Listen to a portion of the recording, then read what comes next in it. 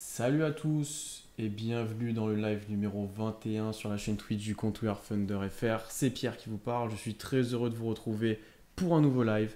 Après la déception de cette semaine, la loterie, il faut le dire, on a un peu mal fini la soirée de mardi à mercredi avec Constant. Constant il est en ligne avec moi, comme toujours, comment ça va?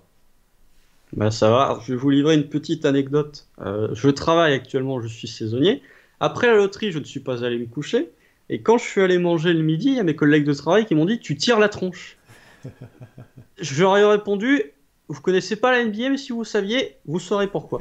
Mais voilà, bonjour à tous, très heureux de vous Ouais, retrouver. Oui, on se remet un petit peu de cette loterie qui a été quand même franchement désastreuse. cataclysmique. Je pense que très honnêtement, on est les avec Orlando, on est les grands perdants de la loterie. Mais voilà, on essaye de se remettre un petit peu de cette déception et de se projeter vers le futur et de rattraper ce manque de chance ou ce manque d'argent qu'on a eu avec cette stratégie. Deux choses, bah déjà on vous remercie d'ailleurs quand même pour ce live loterie où on était plus de 70 par moment, c'était assez incroyable, donc il y avait Alors, du on était monde. même 90 Donc, quasiment à un euh, moment. donc euh, merci à tous ceux qui étaient présents. J'espère qu'il y en a certains, ça les a motivés à venir plus régulièrement sur nos lives. Et Bon, ensuite, eh ben, rip nos mentions depuis la loterie aussi.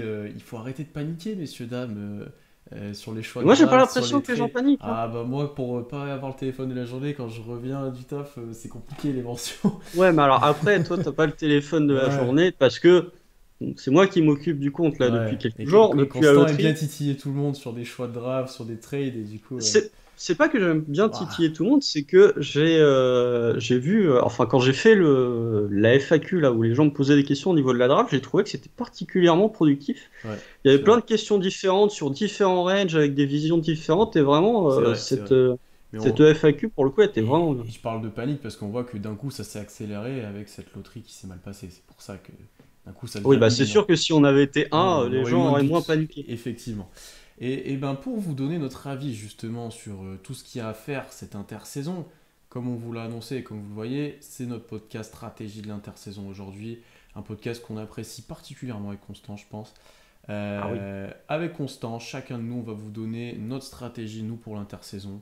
On a plus ou moins donné un nom ou un objectif à cette stratégie. On vous invite aussi à donner votre avis sur nos choix, sur ce qu'on a envie de faire, etc.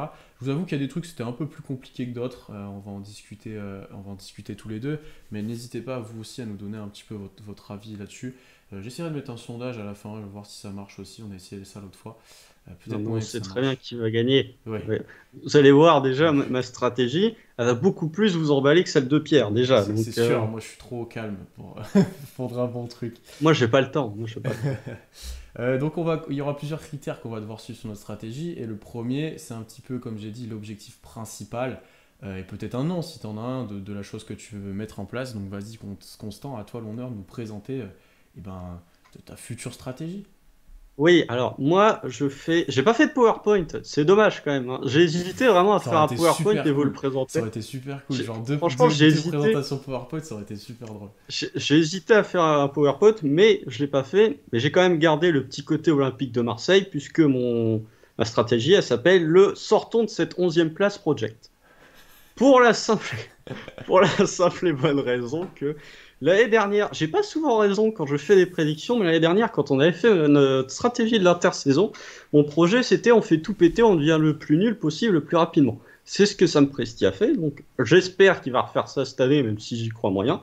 Et pourquoi ce projet, avant de développer un peu plus, c'est pourquoi faire ça? J'aurais pu l'appeler aussi le se rendre attractif d'ici, enfin jusqu'au moment où Luca va pas être content et demander son trade, mais c'était peut-être un peu trop présomptueux. Mon point, c'est que pourquoi faire ça? OKC, pour moi, doit se rendre attractif pour la future superstar mécontente. On l'a vu à la loterie, ça s'est pas forcément bien passé. La loterie, c'est toujours une question de probabilité.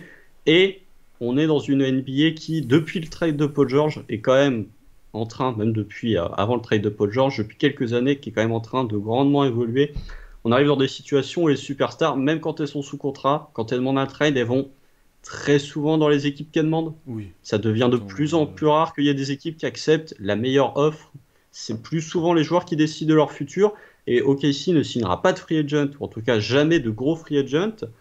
Du coup, il faut être attractif par de la compétitivité, par gagner des matchs. Du coup, mon but, c'est de récupérer cette intersaison, c'est viser potentiellement le play-in, voire les playoffs. Ce qu'on a montré qu'on était capable de faire avec Shea l'année dernière, on était en course pour le play-in. Là, tu rajoutes une année supplémentaire, potentiellement du Kemba Walker, des jeunes qui vont arriver via la draft. Tu construis en gros ton lieutenant avec Shea, tes role-players avec du Baisley, avec du Dort, etc., avec des joueurs que tu as draftés, et tu deviens cool. Et au moment où tu rajoutes ta superstar via trade, tu auras toutes tes pièces et tu peux aller directement jouer le titre, ou en tout cas pas loin. Hmm. C'est intéressant parce qu'on n'aura pas forcément la même. Moi, je suis plutôt en mode la loterie ne doit pas nous faire paniquer. Moi, Euh, c'est pas une panique, non, hein. mais voilà, on ne doit pas se précipiter à des trades à tout va à cause de la loterie.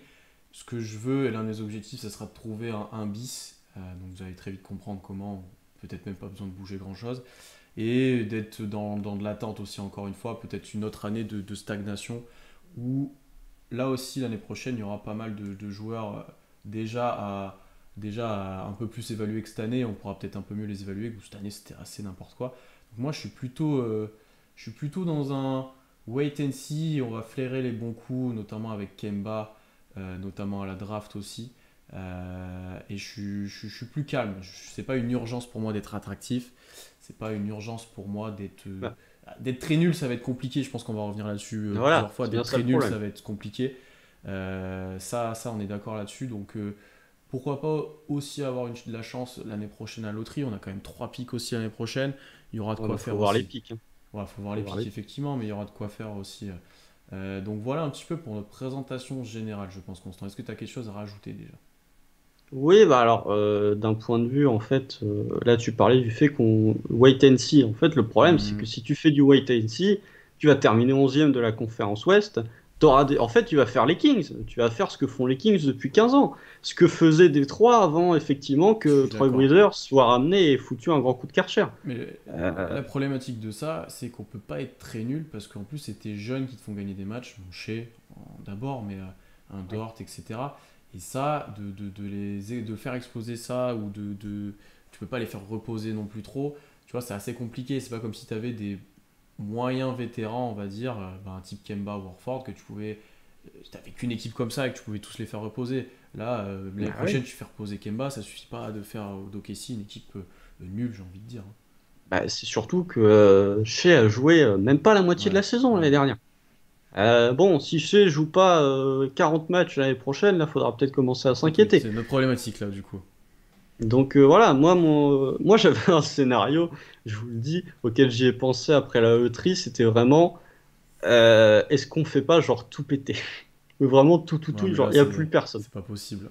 Histoire d'être vraiment très nul. Moi, je ne veux pas terminer 11e. C'est la pire situation possible. Alors, soit on remonte, on devient vraiment compétitif, soit on descend encore plus dans les profondeurs. Mais moi, je préfère terminer 15e que terminer 11e. J'ai quand même gardé, pour un souci d'éviter de me faire insulter, j'ai quand même gardé le scénario qui va faire plus plaisir aux gens et à nous aussi. Mais je me suis dit quand même, que je réfléchis un petit peu à cette Ouais. probabilité. Et tu parlais du fait qu'on était dans un wait and see. Moi, je rajouterais que la NBA, là, on se rend compte avec les playoffs qui sont en cours, il y a un changement d'air qui est en train de se faire en NBA. Là, tu sens, tu as des jeunes qui sont en train de pousser, tu as des superstars qui sont un petit peu déclinantes, notamment un numéro 6 du côté de Los Angeles. Les Nets, ça va plus durer très longtemps non plus. Donc, pour moi, la NBA commence à être dans un tournant et OKC peut attraper le train en marche. Et si OKC commence à vraiment commencer à poser des bases solides d'ici 2 3 ans, tu peux peut-être louper le train et au final, tu peux ne pas faire partie de cette nouvelle génération d'équipes qui vont arriver et qui vont dominer. Hmm. Non, mais effectivement, ça peut être un choix de tes joueurs dont tu n'as pas de certitude. Tu peux les mettre un peu, tu peux les trader, tu peux trader des futurs picks et reconstruire sur autre chose, effectivement, hein. Ça peut aller très vite, mais je pense que tous les deux, on n'est pas très partisans de ça. Je suis pas sûr que Presti, je suis pas sûr que Presti ne veuille faire ça aussi. Après, alors attention, hein, moi je vous dis qu'on soit compétitif, mais Je dis pas de cramer nos assets, hein. Attention. Ah oui, oui, pas d'envoyer des pics pour des role-players surpayés, etc. Non, Faut, non, faut- moi faut- je passe par les drafts. Mais par contre, quand on va parler de la draft, je passe par des joueurs qui ont un plancher sérieux déjà. Ouais. Alors qu'on est une bonne quarantaine et que le live est très actif, donc ça fait plaisir de vous voir, je sens que ça va être très intéressant aujourd'hui. Et notre premier dossier fort de la stratégie, c'est déjà de statuer et de choisir ce qu'on fait des joueurs qui arrivent en fin de contrat à OKC, puisqu'il y en a déjà pas mal. Il y en a déjà pas mal. D'abord, avant de commencer, un petit point sur la situation salariale, toujours intéressant. L'année prochaine, 62 millions de salaires garantis, 2 millions de dead money. Je crois qu'il y a du Kyle Zingler, du Patterson, donc quelque chose Il y a comme 1 ça. million de Kai Singler, il doit y avoir 500 Ouais, 000 de Patrick Patterson et ouais. le reste, ça doit être Donc, 9 donc le cap space, même avec l'arrivée de Kemba qui a un peu renflué ça, il est immense. Vraiment, on a de la place pour signer des joueurs, pour faire des choses. Il y a plusieurs dossiers chauds. Le premier, constant, alors il n'est pas si chaud que ça, mais il est très important. C'est celui de Shea, bien entendu, on en parlait toute la saison. Oui, Shea est susceptible d'être prolongé dès cet été, au max. Est-ce que tu oui, le fais ou pas? oui. Moi, j'ai marqué en full match dans mes notes prolongé chez Omax Day One. Voilà, il y a pas de débat. C'est-à-dire, à partir du moment où tu peux prolonger chez Gideus Alexander, tu t'assois autour d'une table, tu fais bonjour chez, bonjour, ça te va 5 ans au max? Oui, ok, deal. Ouais, Voilà, salut. il y a plus de Il doute. n'y a plus de débat. Alors, visiblement, il y a certains alcoolos chez ESPN qui veulent commencer à mettre ça en doute. Mais en fait, à partir du moment où Shea est un joueur qui a 22 ans, qui, sur sa première partie de saison, enfin sur la première partie de saison, avec un meilleur bilan du Thunder, aurait été All-Star, qui nous sort d'une saison en 25, ouais, en 23-4-5 à plus de 40% à 3 points, en fait, je vois pas l'intérêt de trader Shea pour récupérer des assets et espérer récupérer à la draft un joueur potentiellement du Meilleur. niveau de chez Gilgeous Alexander. Donc tu as aucune certitude. Mais voilà, donc Et au bout d'un puis, moment, non. puis là-dessus, on est d'accord, et ça a l'air d'être aussi le cas dans le chat. La question de timeline, elle est ridicule en fait. C'est Euh, débile, hein. on n'est pas C'est sur débile. un joueur qui a 30 ans avec une équipe en reconstruction. On est sur un joueur qui a 22 ans, qui est dans sa troisième année, qui a progressé année après année de manière incroyable, Mm. qui a prouvé qu'il pouvait être un 1A ou un 1B très bon, très bon. Et en fait, qu'est-ce qui empêche de drafter des joueurs de cette année, de l'année prochaine et d'encore l'année d'après, avec chez Max dans quelques années qui aura 26, 27, et, euh, et ensuite de les compléter avec ton effectif avec des joueurs de 22, 23 ans qui sont intéressants. Il n'y a rien qui t'empêche de faire ça en fait. Et tu compléteras en finale avec quelques vétérans. En fait, il n'y a rien. La timeline d'OKC, elle est spéculative en fait avec le nombre de tours de draft, etc. Mais la timeline, elle peut très bien s'articuler autour de Shea vu ce qu'il a montré pour l'instant. Alors après, là, je vois dans le chat, oui, l'argument, est-ce qu'il va attendre 3 ans, etc. Pour l'instant, Shea, ça n'a pas l'air trop le déranger. Il a beaucoup de ballons dans les mains. Il sait que c'est en reconstruction autour de lui avec, pour l'instant, des joueurs d'à peu près son âge avec qui il s'entend particulièrement bien. Alors oui, il va pas attendre 5 ans, mais une fois que tu l'as au max, petit à petit, mine de rien, rien que lui te rend compétitif, hein. Cette année, il t'amène presque en play-in tout seul. Ouais, alors je vais répondre là, à la question. Ouais. Il y a French Pelican 41 là, qui vient de nous discuter. Je pense que c'est le compte FR French Pelican. Salut à toi. Et il nous dit que comment on peut être compétitif quand on perd Georgie et alors fort. Faut savoir que Georgie il a joué 13 matchs Ouais, il a rien joué de la l'année saison. dernière. Il a pas joué de la Alors Ford, saison. alors genre, il en joue 30, si je dis pas de bêtises. Eux, ils ont moins joué de matchs que chez. Déjà, ça, c'est sûr. Ils ont moins joué de matchs que chez. Et leur production, elle n'était pas folle. Elle n'était pas folle, folle, folle. Et ça, on en parlera après. Mais tu rajoutes un Kemba Walker qui est quand même meilleur que Georgie, il faut pas déconner. Tu rajoutes potentiellement un talent à la draft. Tu rajoutes Hmm. une année supplémentaire à Dort, à Shea, à Poku, à Baisley, à qui tu À veux, à Malédon, Malédon. ouais. Bon, mais toi, tu parlais du fait que Shea allait attendre 3 ans. Moi, dans mon scénario, il attend pas 3 ans avant de Mais commencer à non, gagner des mais matchs. ça, je suis bien d'accord avec toi. Avant 3 ans, OKC sera déjà bien meilleure équipe et sera déjà pas dans une optique de tanker, etc. Ça, c'est sûr et certain. De toute façon, partez du principe que c'est aussi pour ça que j'ai fait ce scénario. On n'aura pas un moins bon bilan l'année prochaine que cette année. C'est impossible. Hmm. C'est impossible. Hmm. Ou alors, vraiment, c'est que le Shea a régressé.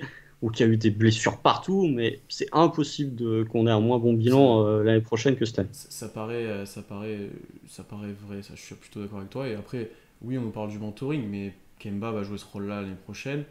Euh, il y aura forcément une ou deux signatures, on y reviendra après, de vétérans. T'es obligé, vu le cap space, parce que tu n'auras pas tous les joueurs dans l'effectif, tu auras forcément un ou deux vétérans dans l'effectif. Et puis il faut être honnête 2 minutes, si vous regardiez vraiment les matchs d'OKC, le mentor, enfin le leader sur le terrain, c'est Shea. C'était chez, C'est c'était lui qui chez, mais il n'y parlait a à tout même le pas de monde, c'est débat. lui qui dirigeait tout le monde, hein. Donc honnêtement, oui, il y a cet aspect mentoring, mais l'année de Chris Paul plus l'année de Hill Horford a déjà bien aidé. A bien Et aidé. Chris Paul surtout. Et Pour Chris le Paul. dossier Kemba, on y reviendra un petit peu ensuite. Donc pour Oui, Shea, on est d'accord. Je vais te faire une liste après pas des de autres débat. joueurs qu'il faut garantir de l'argent d'abord. Tu as Kenrich Williams, tu as Gabriel Deck, tu as Isaiah Roby et tu as Charlie Brown Jr. Qu'est-ce que tu Pourquoi fais? Kenrich? Ah, Oui, garantir, pardon, garantir de excuse-moi, l'argent, excuse-moi. garantir de l'argent à ces J'avais joueurs-là. compris Free Agent, Non, oui, non, excuse-moi. Bah oui, garantir bah de tu l'argent. garantis. À qui tu garantis de Garantis. l'argent dans ces quatre-là? Bah aux deux premiers. Aux deux premiers. À Kenrich, évidemment. Kenrich, on va en parler quand on abordera la draft. En tout cas, moi, je vais en parler. Gabriel Deck, tu peux garantir parce que il sera au pire, il prendra une place dans le roster, un spot. Charlie Brown Jr., non. Par contre, tu vas en Chine, tu vas te faire plaisir. Mais moi, avec les jeunes qui vont arriver, et déjà l'effectif entre guillemets au complet, avec moins de blessures que ce qu'il a eu en fin de saison, non, loin, loin, loin, loin, loin. Ouais, alors pour Kenrich, on est d'accord. Déjà, c'est prolongation, enfin, argent garanti obligatoire. C'est presque un asset important pour OKC maintenant. Attends, on Incroyable. arrive. C'est incroyable. Gabriel Deck, il sera là. Il faut lui garantir son argent. Tu l'as pas fait venir pour rien. Par contre, on verra ensuite. Je sais pas quel temps de jeu il aura moi dans ma stratégie. Il a un rôle un peu bizarre. J'ai un peu du mal à le voir évoluer. La question, moi, se pose Charlie Brown, non. Pour Roby, pas que je veux le faire jouer ou que je veux le garder, mais je pense qu'il va être gardé et je pense qu'il sera en bout de banc au poste 4-5. Mais la problématique sera s'il joue. Ouais. Euh, donc, dans ma stratégie, pour l'instant, je le garde, mais c'est un peu à contre-coeur et c'est un peu par principe, parce qu'il a été service rendu cette année, plus ou moins bon d'ailleurs, on va dire, les services rendus. Ouais. Mais j'ai Ouais, l'impression que son argent sera garanti et qu'il sera là. Donc moi, je l'ai compté dans ma stratégie, bien qu'il aura un rôle qui lui convient beaucoup mieux en fin de banc, on va dire. Ouais, bah après, il est arrivé dans une situation qui était compliquée aussi, Ouais. hein. Faut pas, voilà, Il était c'était pas beaucoup mieux en évident. début de saison Ouais. avec Orford, voilà. Et Charlie Brown Jr., non, je pense que toi et moi, on n'a pas été spécialement convaincus de son passage. Ah non, non, non, non, loin, loin, loin. Ensuite, en tant que free agent, deux dossiers, Tony Bradley, Zvi Mm, Mikhailiuk, mm. peut-être Josh Hall aussi si tu veux l'inclure éventuellement, qui est entouré, peut-être Jalen Ward aussi. Qu'est-ce que tu fais avec ces joueurs-là? Bah, Zvi, t'es très sympa, mais j'aurais des meilleurs joueurs que toi à la draft. C'est possible. Donc, tu vas ailleurs. Tony Bradley, encore une fois, tout dépend de qui va être drafté à la draft, mais je peux le signer. Tu vois, je suis pas mécontent d'avoir Tony Bradley dans ma rotation, en tout cas dans mon effectif. Après la rotation, ce sera autre chose. Mais oui, ça, je peux le re-signer. C'est pas non plus, voilà, mais je peux le re-signer. Après, le Josh Hall, le Jalen Howard, c'était des joueurs qui étaient très utiles au moment où il y avait personne. Mais là, avec l'arrivée de jeunes qu'il va y avoir au Thunder, tu auras des jeunes qui seront plus jeunes, bah, justement qu'eux, qui seront déjà meilleurs. Donc en fait, non, je vois pas l'intérêt de les prolonger. Si ce n'est pour remplir Peut-être des spots dans le roster et pour manger du cap. au mieux entouré comme ils étaient cette année, notamment pour Roll Ouais, qui est tu peux les très remettre en jeune. tout, ouais. Ouais, voilà. Pour ma part, Bradley est assez important, je te l'avoue. Départ d'Orford, départ de Moses Brown, qui nous on pensait allait prendre beaucoup de minutes. Tu te retrouves quand même très démuni sur ce poste de pivot. À la Free Agency, il n'y a pas grand monde qui m'a vraiment marqué sur ce poste-là. Alors à la draft, on va en parler, on a quelques joueurs On qui nous arrive. intéressent. Mais pour moi, il est quand même important et je lui donnerai des minutes l'année prochaine. Donc moi, je veux le re-signer. Ce que j'aimerais faire avec lui, c'est un 1+1 ou un 2+1 avec pas forcément de l'argent garanti les années d'après ou des team options pour lui laisser sa chance aussi. Tu peux faire une Kenrich, hein. Ouais, voilà, ouais, Première ouais. année garantie et les 2 derniers non, hein. Et Les 2 dernières non. j'ai bien envie de l'avoir l'année prochaine en sortie de banc ou titulaire, mais qui joue pas tant que ça. Lui, je vais lui proposer quelque chose. Après, le montant, j'ai du mal à voir, vraiment du mal à situer. Est-ce que 6 millions par an, ça te paraît beaucoup? Oh oui, oh oui, oui. Je te pose ça comme ça. En fait, je regardais les contrats et je me dis, avec le cap space qu'on a, combien il prétend, combien il... Parce que sa qualifying offer est assez élevé en fait. C'est pour ça que je te dis 6 millions par an. Oui, mais qui va vouloir le signer? Oui, Il y a une question de marché c'est ça aussi, hein. aussi. En fait, Parce que si t'es tout seul, ah bah, alors dans ce cas-là, autant lui donner sa qualifying offer parce que... euh, non, parce qu'après, il suffit qu'il fasse une bonne saison. Si tu ouais, lui donnes la ouais, qualifying, c'est il vrai. est unrestricted. Donc tu lui donnerais Donc, combien? En fait, c'est que je suis parti de ce montant-là. C'est pour ça que je te demandais est-ce que 6 millions ça te paraît beaucoup? Parce que j'ai de plus en plus de mal à me situer en termes de 3 salaire. Ça fait millions beaucoup trop. max. Ok, 3 millions max. 3,5 si tu veux. ok. Alors, pas 6 millions, hein. 6 millions, non, non, non. 6 millions, c'est limite une mid-level, hein. Oui, c'est vrai, Je donne c'est vrai pas que une c'est un peu. mid-level C'est à vrai que Tony 6, c'est vrai Bradley, que hein. 6 millions, c'est un peu abusé. C'est vrai que c'est un peu. 3 millions et quelques, c'est la Ouais, ouais. Biagno. Allez, 3-4 millions, ça me paraît bien. 3-4 millions la première année et Ouais. tu garantis pas les deuxièmes et les troisièmes. Pour Svi, moi, pour le coup, là, je lui donne vraiment que la qualifying offer, qui est à 2 ou 3 millions pour lui. Et s'il la veut pas, ciao. Et s'il décide de rester, selon les blessures ou selon ce qui se passe un peu avec l'effectif, il aura du temps de jeu, il aura un petit peu sa chance, mais c'est clairement pas une priorité. Alors que Je j'étais crois que chaud. la qualifying, t'es obligé de la prendre, hein, par contre, hein. Ah ouais? C'est comme une team option, hein. Alors attention, j'ai l'impression que Si c'est tu le comme re un. pas, tu veux dire, non? Non, non, mais si Ah, tu lui dis on active ta qualifying offer, il est obligé ou de la prendre. Oui, oui, pardon. c'est comme Oui, un oui, franchise tag en NFL. oui. Donc, oui, je vois ce Je que tu suis veux pas dire. sûr, hein. Mais dites-moi dans le chat si je dis des bêtises, mais je Parce crois que que, c'est l'équipe tu qui vois, décide et pas le ouais, mais joueur. dans le cas de Nerlens Noël qui avait refusé pour avoir un gros contrat là, c'est pas Oui, lui qui c'était une prolongation, c'était pas une il qualifying. avait refusé là. Ah oui, il avait refusé une Il prolongation avait pour faire refusé la 80 Ouais, sur ok, c'est 4, je ça. crois. Ouais, donc je pense que t'as raison. Oui, c'est possible que je lui donne, je l'active en tout cas. Et voilà, après à voir ce qui se passe, mais ce sera pas ma priorité. Et on nous a mentionné Muscala, c'est vrai qu'il est aussi free agent. On compte même plus Mike, Non, il va partir. parce que pour nous il est parti en fait, mais il n'a pas joué depuis toute la deuxième partie de saison. Il pleure en interview en disant qu'il aimait la franchise. Alors je pense qu'il aimerait bien rester, mais ça paraît pas être la priorité quoi. Non, puis t'as pas envie de prendre. Si, tu peux le garder en mentor, mais Ouais, moi j'ai pas envie de donner des minutes de temps de jeu à c'est Mike ça. Muscala. Et le garder, c'est même triste pour lui de le garder alors qu'il a 30 ans, de le Et garder qui au met fond. 2-3 buckets, Ouais, ouais. tu le mets. Vous voyez, vous le mettez aux Lakers à la place d'André Drummond, il serait meilleur. Donc voilà. Pour les pivots de la draft et pour Mitchell Robinson, on en parlera peut-être plus tard. Mais voilà un Oui, petit peu pour les free agents. Donc au final, là, on est plutôt d'accord pour l'instant là-dessus. oui. Globalement, après, il n'y a pas trop de surprises, hein. Je pense que les gens ne sont pas trop surpris de nos choix. Non, On va ça arrive enchaîner après. sur un dossier beaucoup plus compliqué qui s'appelle trade et draft. Là, c'est le cœur de ce podcast, c'est le cœur de l'intersaison pour Ça. OKC, vous vous en doutez. Là, c'est qu'est-ce qu'on fait de ces pics, qu'est-ce qu'on fait de Kemba, qu'est-ce qu'on fait de nos joueurs. Constant, à toi l'honneur. Je sens que ça va C'est être. sûr que c'est moi. Je sens que ça va. Tu veux que je commence? Non, allez, je vais commencer pour une fois. Commence parce Allez. que moi, alors ça va Alors moi, durer je 20 vous ai minutes. dit, c'est plutôt du wait and see, c'est plutôt, on va voir ce qui se passe à la draft. Déjà avec Kemba, moi je suis plutôt déjà dans de l'attente. Alors, première chose, c'est que le trade, comme tu l'as répété sur Twitter là récemment, a été officialisé, c'est-à-dire qu'il ne peut pas être tradé pendant 2 mois, 60 jours. 60 jours. Donc, soyez patient. Il peut y avoir des accords, ça peut discuter, mais pour l'instant, Kemba sera au Thunder pendant 60 jours. Donc c'est pas dit qu'il soit là au début de saison, c'est pas obligatoire, mais déjà là c'est un peu ralenti les choses. Et du coup il pourra pas être tradé à la draft. Non. Du coup il pourra pas être tradé à la draft. Ensuite, je suis plutôt dans un mode de gardons-le pour l'instant parce que il est très négatif pour l'instant en termes d'assets, en termes de contrat. Il faudra dépenser des choses pour s'en séparer et c'est des choses que je suis pas prêt à lâcher et que je vois pas l'intérêt de lâcher dès maintenant en fait. Là où typiquement comme l'année dernière Orford, on l'aurait lâché avant qu'il joue, on aurait lâché des pics. Là on en a récupéré un contre lui, alors on a récupéré Kemba Ah bien oui. entendu, mais ça a été plutôt positif au final de l'avoir et je pense que tout le monde est d'accord là-dessus. Alors pourquoi ne pas attendre de voir ce que fait Kemba OKC, se servir un peu de son expérience. Voir si sa valeur augmente peut-être à la deadline, s'il y a des équipes qui paniquent un peu, on voit certaines seraient susceptibles de le faire.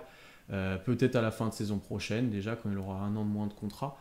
Donc attendons, ne soyez pas si agressif que ça, à lâcher 5 tours de draft pour l'envoyer à Philly avec un truc à 3, avec les Cavs. Non, pas 5, comme toi. Ouais, non, ça va aller. Attendons de voir ce que ça donne. Remettons-le en santé tranquillement déjà, que les gens voient que ses genoux peuvent peut-être tenir après 6 mois de repos. Et peut-être qu'on pourra en faire quelque chose de mieux. Voilà déjà ma stratégie pour Kemba. Ensuite, Attends, vas-y, peut-être enchaîne avec. on va rester sur le dossier Kemba, parce qu'après la draft, sinon on va oublier Kemba. Pourquoi moi pourquoi moi dans ma stratégie, il y a aussi ce côté on est compétitif. Parce que quand vous écoutez les propos de Brad Stevens au moment du trade à Horford, il dit que Horford a fait une super saison avec nous. Pourquoi Horford, quand il fait une super saison, c'est le moment où KC est en course pour play-in. Hein. C'est pas le moment où KC a le pire bilan de toute la NBA. Je pense pas que la valeur de Kemba Walker elle va être bonne si OKC a des mauvais résultats. Par contre, si OKC commence à être en course pour le play-in, ou même en course pour les playoffs, soyons fous, si OKC est genre 9 dixièmes de la conférence Ouest, que Kemba, ok, il joue pas les back-to-back, mais qu'il te montre qu'il est quand même capable de tourner en 18 points, 3 rebonds, 3 passes à 43-44% au shoot. En gros, la saison qu'il a fait à Boston. Hein. On parle beaucoup de Kemba Walker là, en disant qu'il était nul, mais vous regardez sa saison à Boston, ok, il joue pas les back-to-back, mais c'est du 19 points à 42% au tir. La grosse problématique, c'est qu'il jouait pas en fait. C'est surtout ça, qu'il était jamais en Il forme. jouait pas les back-to-back. Ouais, c'est ça. Mais vous voyez avec le staff d'OKC, alors Ford a dit qu'il se sentait très bien. Je pense qu'OKC est quand même, en termes de remettre les joueurs en forme, vous avez vu ce qu'on a fait avec Chris Paul et vous avez vu ce qu'on a fait avec Ford. Kemba Walker, c'est un autre problème, ce sont les genoux. Mais ça va, Kemba Walker, il n'a pas non plus l'âge d'Ford ou de Chris Paul, il doit avoir sa petite trentaine d'années. Je pense que très honnêtement, c'est ce que j'ai dit à Pierre en off, je crois, ou je l'ai dit dans le live loterie, Kemba Walker, vous lui donnez 6 mois de repos, là, contrairement à la bulle, vous pouvez en obtenir un joueur correct. Et donc, moi, je suis dans l'optique déjà de le garder parce que je pense que si la valeur de Kemba, vous pouvez pas rééchanger Kemba là direct sans rebalancer un autre truc. Sinon, Boston n'aurait pas envoyé le pick 16 s'ils étaient dit on pouvait envoyer Kemba ailleurs sans avoir envoyé ce pick 16, déjà. Donc, ça sert à rien de l'envoyer maintenant. Tu le gardes toute la saison. Moi, je prends le parti de le garder toute la saison. Parce que l'année prochaine, mettre truc à Horford, il aura 1 an de contrat en moins qu'à la deadline. Tu vois, il y a des équipes qui peuvent être frileuses en disant il lui reste 1 an et demi. On en reparle de Kemba Walker à la draft. Tu le gardes une année complète, tu remets ses genoux en marche, tu montres qu'il est capable de te planter 19 points avec de l'adresse au tir extérieur. Et pour moi, augmenter la valeur de Kemba Walker, ça passe par le fait d'être bon cette saison. Si OKC végète dans le fond de la conférence Ouest, la valeur de Kemba, déjà les joueurs ne regarderont pas les matchs, et la valeur de Kemba ne sera pas haute. Si tu as Kemba qui commence à redevenir un joueur de basket correct, à être capable d'enchaîner les matchs avec OKC qui performe, sa valeur sera fatalement meilleure. Puis lui, il a tout intérêt à être parfait dans son rôle, un peu comme à Horford. C'est ça. Il n'a pas intérêt à faire la tronche. Je pense que Kemba, il n'a pas dit qu'il était mécontent d'être OKC, mais il sait que sa timeline, pour coup, lui, n'est pas du tout accordée avec celle du Thunder ou celle de Shea, de ce que je vois dans les commentaires. Ah ouais. Donc il a tout intérêt à aussi se montrer compétitif, à reprendre un bon rythme, etc., pour lui aussi augmenter sa valeur et retrouver une équipe où il pourrait un peu plus s'exprimer et aller un peu plus loin. Et après, difficile de comparer avec son rôle à Charlotte aussi, où c'était un franchise player. Il avait personne autour, il était dans son prime, qui a un petit peu passé maintenant. C'était pas du tout la même chose, hein. Rien à voir. Non, mais c'est surtout à quel moment Kemba Walker à Charlotte il a joué avec un joueur du niveau de Shea. Ouais, je pense aussi, ouais. Jamais. Non, mais ne cherchez pas. Hein. Je pense que Shea c'est le meilleur coéquipier de Kemba, hormis Jason Tatum et Jalen Brown. C'est de Boston, voilà. Ça c'est donc clair, voilà, à partir du moment à Charlotte, ça n'a rien à voir. Charlotte. Vous regardez l'effectif de Charlotte au moment où Kemba était le franchise player, il n'y avait pas Gordon Hayward, c'était les contrats de merde là avec Jefferson, Jefferson, Michael Kidd-Gilchrist, Cody Zeller, Marvin Williams qui avait 35 ans. Non, mais l'effectif du Thunder est bien meilleur que l'effectif de Charlotte au moment où Kemba était le franchise player. Ça, il n'y a pas de doute. Pour enchaîner, après la question Kemba, on arrive à la draft. Alors. j'avais écrit que je voulais être agressif, mais avec ce qu'on lit depuis quelques jours, il n'y aura peut-être pas besoin. Donc ça m'arrange. Mais en fait, mon objectif à moi, bon, je considère que Cade est inatteignable, honnêtement, ou que, Oui, ça, oui. que tu crames trop de choses. Il y a un Moi, moment. à moins que vous ayez envie de balancer Ouais, tout soit chez, soit voilà, il y a un Dort. moment où les mecs voudront pas. Je considère que les Rockets, parce que c'est nous aussi en partie, ne lâcheront pas le pic non plus. Non, parce qu'ils lâcheront pas tout Ouais. court, hein, même si c'est pas nous, ils lâcheront pas. Je suis plutôt chaud pour être en 3 ou 4 et récupérer un des Jelen, donc Green ou Suggs. Les deux m'intéressent. Je vais être honnête, hein, les deux m'intéressent. Je trouve Green plus talentueux, je trouve que Suggs descend un peu artificiellement, ça, voilà ce qu'on disait un petit peu en off. M'intéresse quand même, j'ai quand même encore en 4. Les deux m'intéressent grandement pour former un backcourt avec Shea, honnêtement. Et donc, moi, je me placerais plutôt comme ça. Et là, c'est ce que je lis aussi dans les commentaires, c'est que la récente remontée de hype de Barnes, notamment, qui est incroyable actuellement, de Kuminga hier, qui a shooté à 65% sur le workout, va aider Contre une OK. chaise, hein. Ouais. Attention, il est dangereux, hein, il a shooté contre une chaise. Ça va aider à un potentiel trade, ça va aider un potentiel trade-up si c'est possible, parce que ça se trouve, Suggs va descendre en 6, on sait jamais. Hein, Green, j'y crois pas trop, Suggs, j'y crois un peu plus. Non, non. Mais ça se trouve, il n'y aura pas besoin de trade-up. Mais s'il y a besoin, je suis prêt à le faire. Je veux un des 4 gros talents annoncés de base. Je suis plus intéressé par eux que par 5. Kuminga ou Barnes. Non, 4. 5 gros talents. Oui, mais moi, L'année dernière, c'était 5 gros oui, l'année talents. dernière, mais moi, on a très vite tombé à 4 quand même. Et donc, j'appelle les Cavs, j'appelle les Raptors. Je vais pas forcément vous donner des projections de trade parce que c'est archi spéculatif. Ah bah voilà. Non, mais attends, mais t'inquiète pas que je vais quand même étayer mon propos. Mais des vraies machines à trade, etc., on sait pas la valeur des choses, ça va bouger plein de fois, des contrats, etc. Donc j'ai pas prosé de vrai trade, juste pour revenir sur ce qui s'est fait récemment. Pour monter de 3 à 1 en 2017, Non, ça n'a plus rien à voir. voilà, mais c'est pour ça, juste pour comparer. Les Sixers ont lâché un first round, donc pour avoir Tatum, ils ont lâché un first round. Non, ils ont récupéré un first round pour avoir Tatum à la place de Fultz. Bon, dit comme Ouais, ça, mais Markel Fultz n'avait pas avait une sacrée hype. le niveau de hype. Ouais. Non, il avait pas le niveau de hype de Cade. Ah oui, mais non moi je te plus. parle pas de Cage, je te parle de Suggs ou de Green. C'est ça, elle dit, moi je peux pas monter en 1. Je te dis, je veux juste monter de 2 places dans le top. Et Fultz avait une sacrée hype, hein, si tu te Mais souviens aussi. attends. Oui, non, Je mais compare juste si que tu veux ça a prendre un coûté. autre exemple. Bah, je vais prendre l'exemple après de Doncic et de Trae Young. Voilà, c'était celui-là. Et qui est la même chose. Les Mavs ont juste lâché un first pour monter. Alors, je dis pas que ça va être le prix pour OKC, je pense que le prix sera supérieur. Parce qu'avec le nombre de picks qu'on a, déjà le prix sera bien plus élevé, les attentes seront bien plus hautes, parce qu'à OKC tu vas demander plus de choses, vu tout ce qu'ils ont en fait. Mais je pense que en lâchant de ce que j'ai écrit, moi je suis prêt à lâcher le 6 pour monter un petit peu. Je veux garder le 16 ou le 18, ça c'est important. C'est le seul Ça, on point est sur d'accord. lequel on va être d'accord. Et je suis prêt à lâcher un, deux, ça m'embêterait, mais au moins un first pick et Misic. Ne l'oublions pas, ça c'est un asset important. Si personne va en vouloir. Tu penses? Mais si tu veux monter, qui va vouloir de Misic? Ouais. Les Raptors? Non. Les Raptors, ils sont dans un processus de reconstruction. Là, ça y est. Avec Kyle Lowry va avec partir. Siakam et Van Vliet?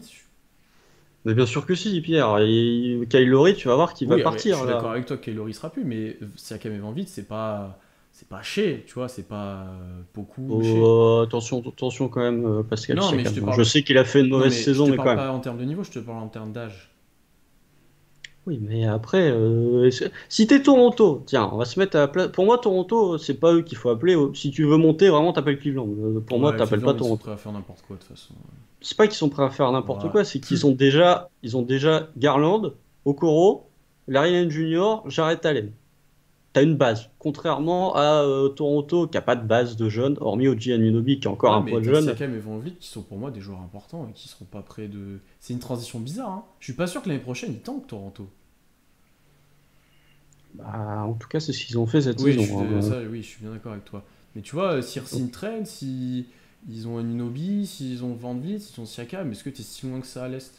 Est-ce que t'as pas envie, si t'es Toronto, justement, Ah bah. genre, de garder ton 4 Ah bah, au lieu de récupérer le 6 et Misic? Je sais pas. Ça dépend sur qui tu veux drafter.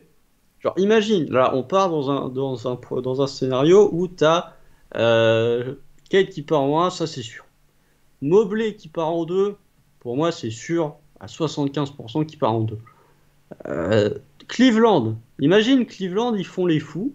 Parce que moi, je commence à croire. Cleveland, ils font les fous, ils prennent Barnes en 3. T'es Toronto, t'as Jalen Green de dispo en 4. À quel moment tu vas te dire, je vais prendre le 6? Si Jalen Green en 4 aussi, forcément. Ah voilà. Non, mais dans tous les cas, on va pas débattre de franchise, en plus, on n'est pas les mieux placés non plus pour parler d'eux, mais j'appelle les deux. Je vois ce qui se passe avec les deux, s'ils sont capables de le lâcher, etc. J'appelle les deux et je me place potentiellement en 3 ou 4 s'il y a besoin, parce que si ça descend, effectivement, comme on l'a dit, bon, autant rester en 6. Si jamais c'est pas possible, là ma priorité c'est Barnes ou Kuminga, plutôt Kuminga pour l'instant, mais un des deux. J'ai pas d'autre choix en 6, pour moi c'est un des deux prioritairement. Ensuite, j'ai gardé au moins le 16 ou le 18, et là on sera d'accord sur ce point-là, la priorité c'est Kai Jones. Oui. C'est la priorité, c'est un 5.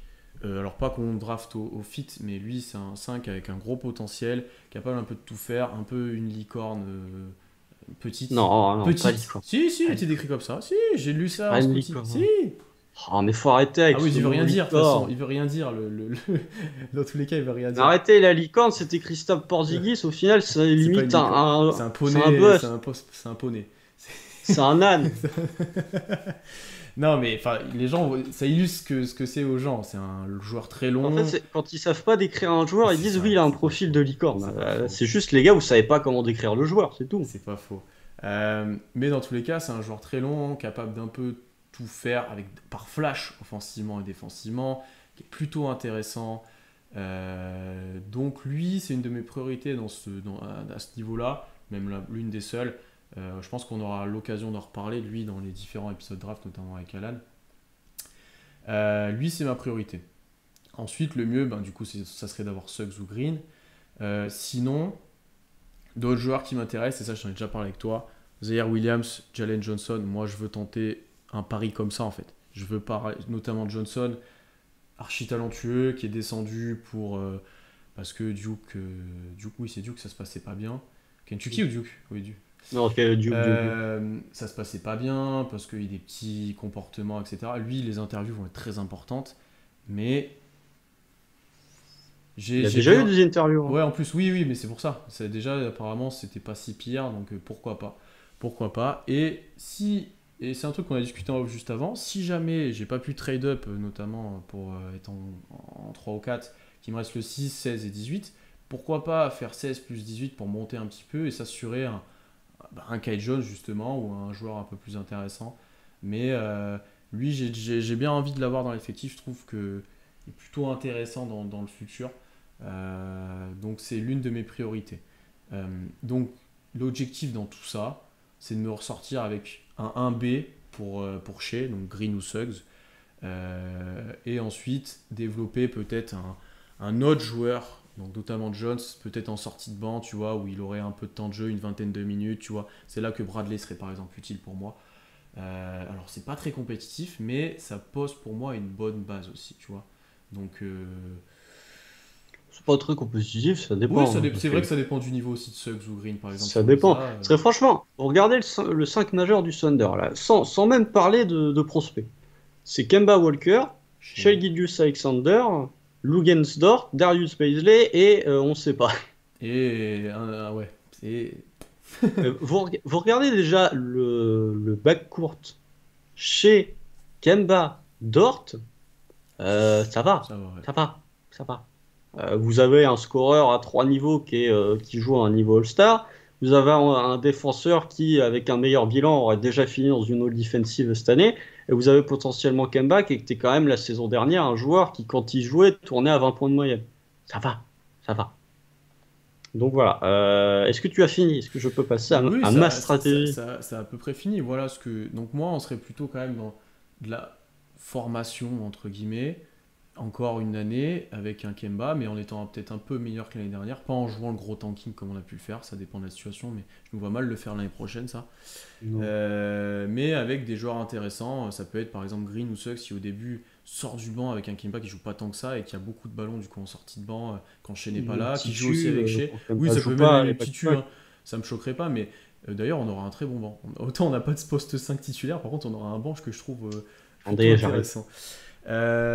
Et voilà, globalement, c'est sur ça que je me dirigerai.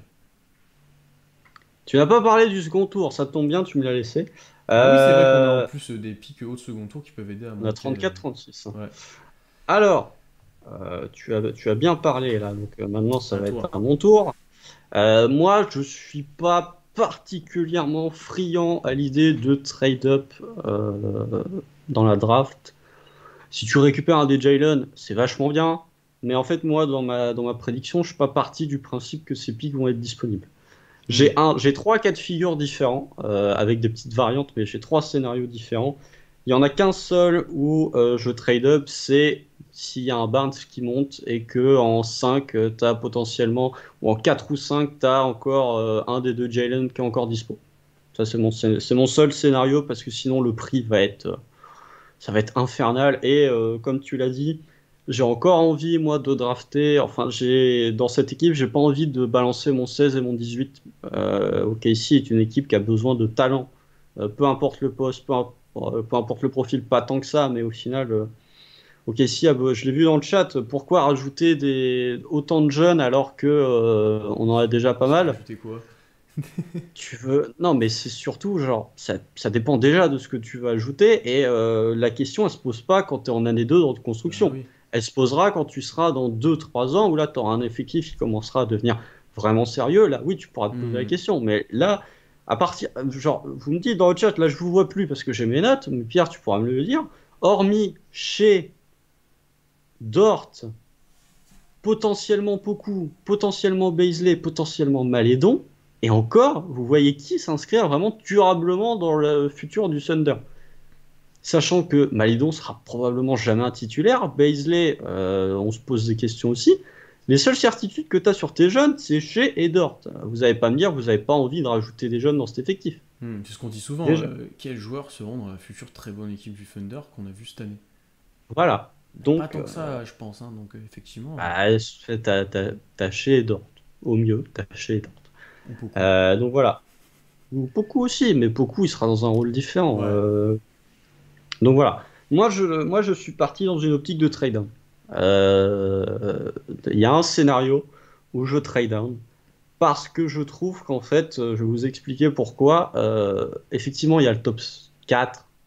Tu peux rajouter Barnes si tu veux, mais voilà, il y a quand même un top 4 qui s'est dessiné toute l'année et qui potentiellement pourrait bouger, mais si on regarde les mocks, au final, pas tant que ça. Et le vrai souci que j'ai, c'est que les profils de 6 à 9 ne sont pas des profils qui m'intéressent. Profil de Scotty Barnes, c'est super, hein, Draymond Green, mais ça peut autant devenir Draymond Green que ça peut devenir Michael Kidd-Gilchrist en fait. Ou un Kyle Anderson qui va plus vite. Donc moi ça m'intéresse pas. En fait pour moi il y a trois, et ça on aura l'occasion d'en reparler jusqu'au 29 juillet, pour moi il y a trois axes sur lesquels OKC doit se concentrer pour drafter. En un c'est du talent offensif, peu importe le poste, des garanties offensives et pas juste des projections.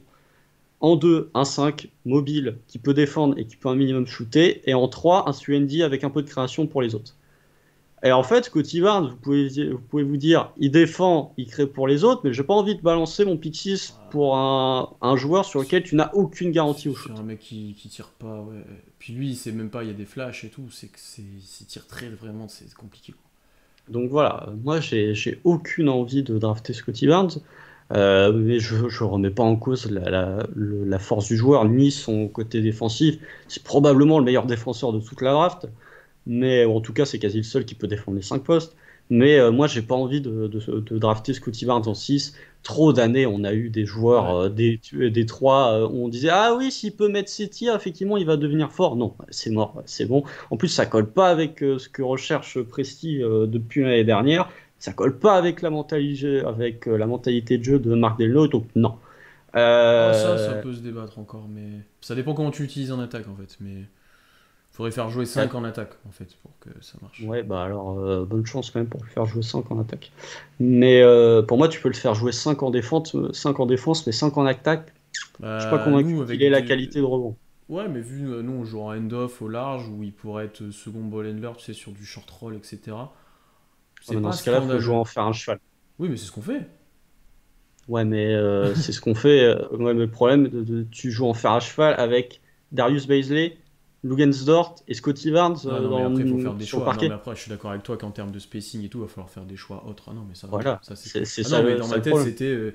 T'avais un qui tirait, Kemba ou Maledon ou Jérôme, chez Dort, Barnes, c'est beaucoup, tu vois, un truc comme ça.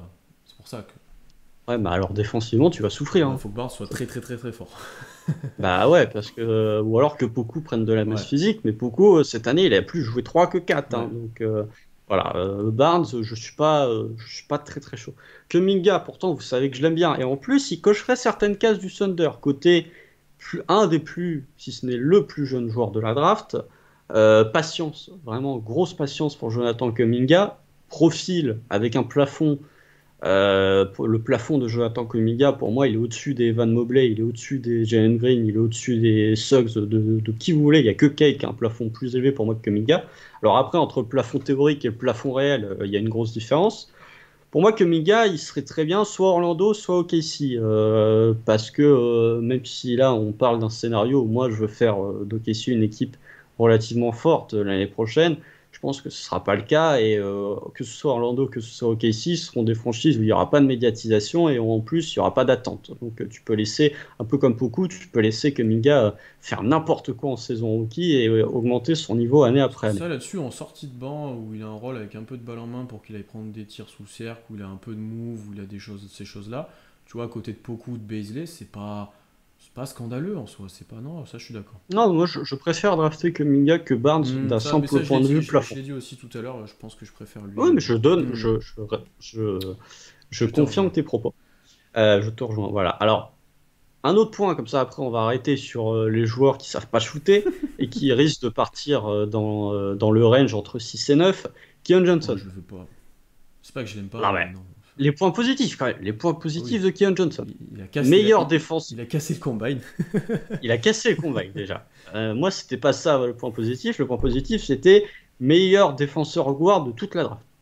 C'est-à-dire, au poste 1-2, il n'y a pas meilleur défenseur que Keon Johnson, et c'est principalement pour ça qu'il se retrouve quasiment en border top 5 plus top 7, mais en tout cas, il sera plus proche du 7 que du 10, à mon avis. Le problème, il est capable de créer un petit peu pour les autres. Ça, c'est un point intéressant. Sur Pick and Roll, il y a des choses intéressantes, mais lui non plus n'a pas de shoot. Il y a des moments où on ne sait pas si Keon Johnson, en fait, c'est un 1 ou si c'est un 2. Il y a des Hmm. questions sur son rôle en NBA et sur son poste qui, moi, me plaît pas particulièrement. Et au niveau du shoot, voilà. Et je trouve qu'avoir un meneur en NBA qui sait pas shooter dans la NBA de 2021, c'est quand même vachement handicapant. Donc, j'ai pas envie qu'il y ait de Keon Johnson. C'est pour ça que je regarde en bas, en fait. Ce qui est incroyable juste Euh, pour Keon, c'est que c'est la description de Westbrook pré-draft. et Keon Johnson, il empile les triples-doubles, hein. Ouais. Keon Johnson, vous allez voir, Day One, saison rookie, ça m'étonnerait pas qu'il commence à vous faire quelques triples-doubles. Mais il va faire des triples-doubles à 3 sur 12 par contre, hein. Donc voilà. Mais non, voilà pourquoi moi je serais dans l'optique de trade, hein. Récupérer un pick 9 ou 10 et un talent supplémentaire en fait.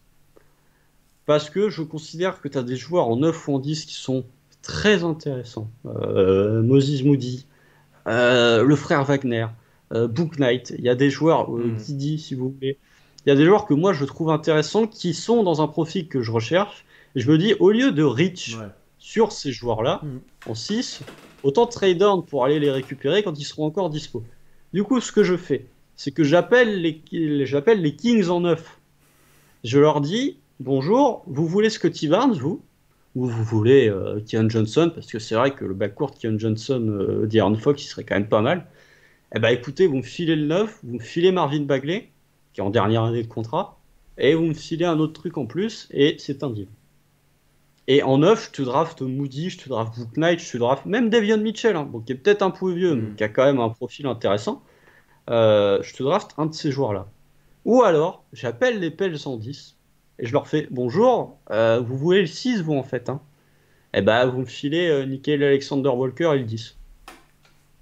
Ça Et se du tient, hein. coup, là, et du coup, moi, j'arrive dans une situation où en 10, je te draft un Moody, je te draft voilà, les joueurs que j'ai cités, où j'ai quand même un joueur qui a un plafond qui est certes moins élevé que les Hmm. Scotty Barnes, les Keon Johnson, mais qui n'a pas un plancher si bas que ça.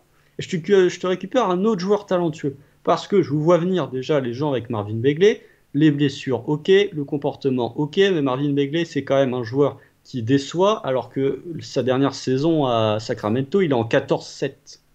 C'est un joueur qui déçoit en étant en 14-7 en un des trois. Ouais. Donc en fait, bah écoute, moi je suis désolé, tu le mets dans une franchise qui est moins bordélique qu'OKC, enfin non, qui est moins bordélique que Sacramento, pardon, avec euh, une mentalité qui est plus prêt à jouer au basket et moins à foutre le bordel au Thunder qu'aux Kings.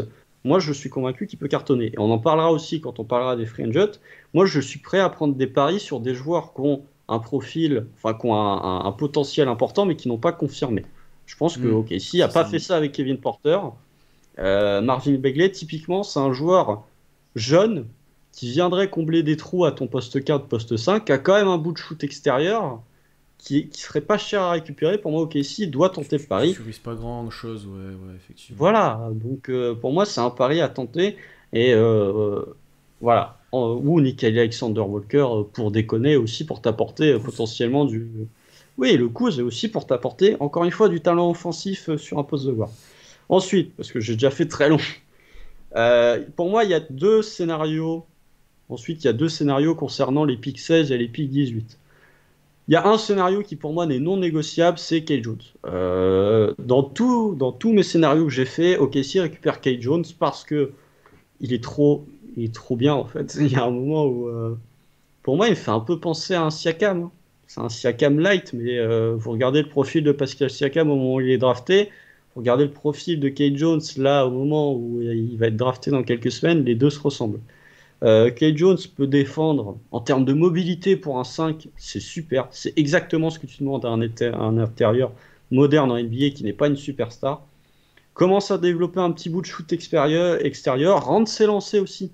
Ça, c'est pas mal pour voir si un joueur est vraiment fort sur ses tirs. Rendre ses lancers. Ça manque un peu de barbac pour défendre sous le panier, mais je ne doute pas du fait qu'il va réussir à faire ça. Il est en Il est resto avec capable. beaucoup, lui, de toute façon. Il ira au resto avec beaucoup. Il est capable de poser la balle. Ça, c'est vachement bien quand tu as un pivot qui est capable de poser la balle. Il est capable de finir fort au panier. Il est capable de faire des passes pour les copains si c'est possible. Donc pour moi, Kate Jones, vraiment, c'est un profil que tu dois récupérer tous les jours. Et s'il est encore disponible en 16, mais au pire, je m'en fous. Allez, s'il est en 13, vas-y, je fais comme beaucoup. Je t'envoie les 135 pics qu'on a l'année prochaine. Vas-y, je t'en envoie un, je m'en fiche. Pour moi, il est trop important à OKC. Le potentiel est vraiment très intéressant. Pour moi, c'est une priorité absolue, même au-dessus des Sox, etc. Pour moi, c'est une priorité incroyable. Alors, Ensuite, on a quand même plusieurs questions là. vas-y. Donc, déjà, on a une promesse faite apparemment à Isaiah Jackson. Alors, j'ai vu passer ça. Ça fait pas la Hein? même promesse que beaucoup, quoi. Ça fait un peu. Truc un peu Pardon? sorti de nulle part. Oui, je t'avais pas vu passer ça. Il y a un moment, il y a. Je sais plus quel insider, ou je sais même pas si c'était un insider du Thunder ou autre, qui apparemment, OKC avait fait une mini promesse à Isaiah Jackson. Comme on a fait une promesse à Porzingis aussi. Oui, voilà, il y avait à beaucoup, mais ça faisait moins officiel, donc j'attends de voir, je suis pas Ça certain de paraît ça. bizarre d'avoir une promesse de draft à un Ouais, mois de ça la fait draft. tôt, ça fait vraiment tôt. Et après, par rapport à Begley, ce qui était intéressant, ça intéressait pas mal de gens, mais en termes de prolongation, est-ce que tu prévois toi de le prolonger si tu fais ça, ou est-ce que tu le prends juste pour augmenter son valeur un an? Enfin, qu'est-ce que tu fais avec? Ah non, non, moi je le garde dans le futur. Ok. Je Mais le s'il fais, demande beaucoup d'argent, t'es prêt à lui donner? ça dépend combien il va demander. En fait, moi je lui donne une année contrat tiers. En gros, là, c'est sa dernière année de contrat rookie. Je lui donne une année pour faire ses preuves. Ensuite, j'avise. Ensuite, j'avise. Si je vois que Marvin Bagley, c'est un joueur qui est capable de tourner en 18-9 à 35% à 3 points en prenant 2 par match, ouais, bah moi je suis prêt à lui donner de l'argent. Alors, je suis pas prêt à lui donner 25 patates, je suis prêt à lui donner les 14-15. Mhm. Parce que en plus, il restera jeune, il peut se développer. Ok. Non, mais dans tous les cas, ton idée de trade down est intéressante et je te laisse terminer sur ton dernier point. Oui, il y a d'autres points après, mais dans un scénario entre guillemets réaliste, en 18, moi je prends encore une fois du talent offensif, et en 18, il y a un joueur qui va être dispo, qui va être un hit or miss, pardon, incroyable, c'est Cameron Thomas. Ouais, mais Cameron Thomas, ouais, Cameron mais. Thomas. Alors, Constant en parle. C'est lui qui retweet tous les trucs sur lui. Il en parle H24. Alan est d'accord avec Ouais, moi. moi je À suis partir moins. du En fait, moment où Alan est je d'accord, vois le truc. Et en plus, c'est typiquement le genre de joueur que moi je kifferais. Mais. Cameron Thomas, Oh là là. c'est un malade. Ah, c'est C'est un un grand malade. malade. C'est un grand malade. C'est un grand malade. Je vous ai posté là, c'est highlights, mais regardez, en termes de joueurs qui sait mettre le. En fait, pourquoi je prends Cameron Thomas? Parce que probablement en 18, il sera encore là, et en 18, il n'y a aucun joueur qui a un plafond plus élevé que Cameron Thomas. Aucun. Aucun. Enfin, vous pouvez me citer qui vous voulez, il n'y a aucun joueur qui aura un plafond plus élevé. Donc voilà pourquoi je le prends. Et parce que lui, il t'apporte des garanties offensives. Alors défensivement, ça va être un autre délire par contre. Défensivement, ça va vraiment être un autre délire. Mais en fait, je vous avoue que Cameron Thomas, ça peut devenir. Allez, au pire, ça devient Malik Monk. Au mieux, ça devient Bradley Beal. Et si on fait un in-between, ça devient Jordan Clarkson. Jordan Clarkson qui est quand même 6e homme de l'année. Faut pas l'oublier. Ça devient Bradley Beal. Mais en tout cas, en termes de. Oui, mais je vois ce que tu veux dire. Non, mais en termes de confiance en soi, en termes de mindset, en termes de talent offensif, pour un joueur qui a 20 ans, ah non, mais vraiment, moi je suis prêt à prendre le risque absolument tous les jours pour Cameron Thomas. On aura l'occasion d'en reparler de tous ces profils-là. Mais Oui, bien évidemment. Sinon, il y a d'autres profils encore, potentiellement à ce range-là. Jalen Johnson. Ouais, ça on était d'accord là-dessus. Ça on était d'accord en termes de talent, et en plus, Suendi qui est capable de créer pour les autres, qui coche toutes les cases. Treman, que moi j'aime beaucoup, qui va plus partir dans un range 20, qui pour moi est potentiellement un Darius Garland en plus soft, mais en termes de fun et en termes de shoot, là pour le coup vous avez du monde. Josh Giddey, que j'avais mis dans ma liste, mais qui potentiellement va partir plus haut. Et ensuite, avant de parler des trades un peu plus improbables, le 34 et le 36, je t'en fais un package pour monter en 27-28 et je draft BJ Boston. Si, il est encore là. Je pense qu'il sera encore là. Dur à dire, lui, il a bougé dans toutes les époques et dans toutes les. Il a tout bougé. C'est incroyable. Tu regardes la draft, que ce soit de Givoni ou que ce soit de Veceni, là, les mocks, il est en 27-28, il est encore là. Ok. Est-ce que tu as fini avec tes trades de draft, etc. Ah, j'en ai encore deux. Constant fait le je vous avais dit. Il m'a demandé est-ce que je peux faire des variantes, mais je pensais pas que ça allait durer une demi-heure. Je vous avoue. Mais en fait, il y a tellement de scénarios différents que voilà. Et en plus, il nous fait le scouting des joueurs en même temps. Donc. Vous savez, moi, je suis multitâche, ne cherchez même pas. En fait, il y a deux scénarios parce que là, je vous ai vu dans le chat dire pourquoi récupérer des jeunes. Il y a deux scénarios. Je réfléchis à Kenrich Williams. Je réfléchis à Kenrich Williams pour la simple et bonne raison que lui, pour le coup, il ne s'inscrit pas dans la timeline du Thunder. Que sa valeur marchande est quand même particulièrement élevée. Je suis quasiment convaincu que si tu appelles, allez, Golden State en 14 et que tu leur fais bonjour, on a Kenrich Williams à vous proposer, il sera super pour vous, il pourra apporter dès maintenant, il vous mettra du shoot extérieur, de la rotation au poste 4, et en plus il coûte pas cher, comme ça vous sauve de l'argent. Je suis pas convaincu que Golden State au moins ne réfléchit pas à la possibilité de le récupérer. Et en plus, je me pose la question sincèrement, Kenrich, on l'aime bien, hein, il est vachement cool, mais des joueurs qui vont être dans le range 14 à 20, est-ce qu'ils sont pas déjà au niveau de Kenrich Williams en fait? Je pense pas. Ils sont pas loin en tout cas. Ils seront beaucoup plus jeunes. Il est trop utile. Oui, mais d'un niveau, je te parle de niveau de basket.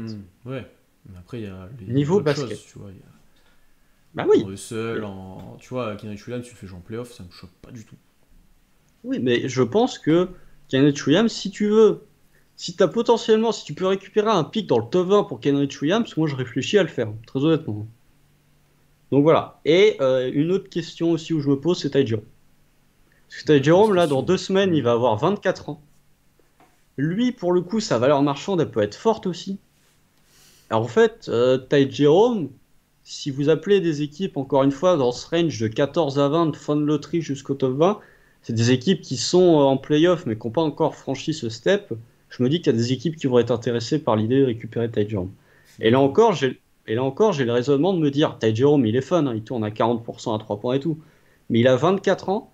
Tu vois, si tu récupères, par exemple, un Kispert qui est dans un rôle différent, mais si tu récupères un Treman, par exemple, il aura genre 5 ans de moins que Ty Jerome, avec potentiellement un niveau qui sera moins fort, bien évidemment, mais qui ne sera pas si moins fort que le niveau de Ty Jerome.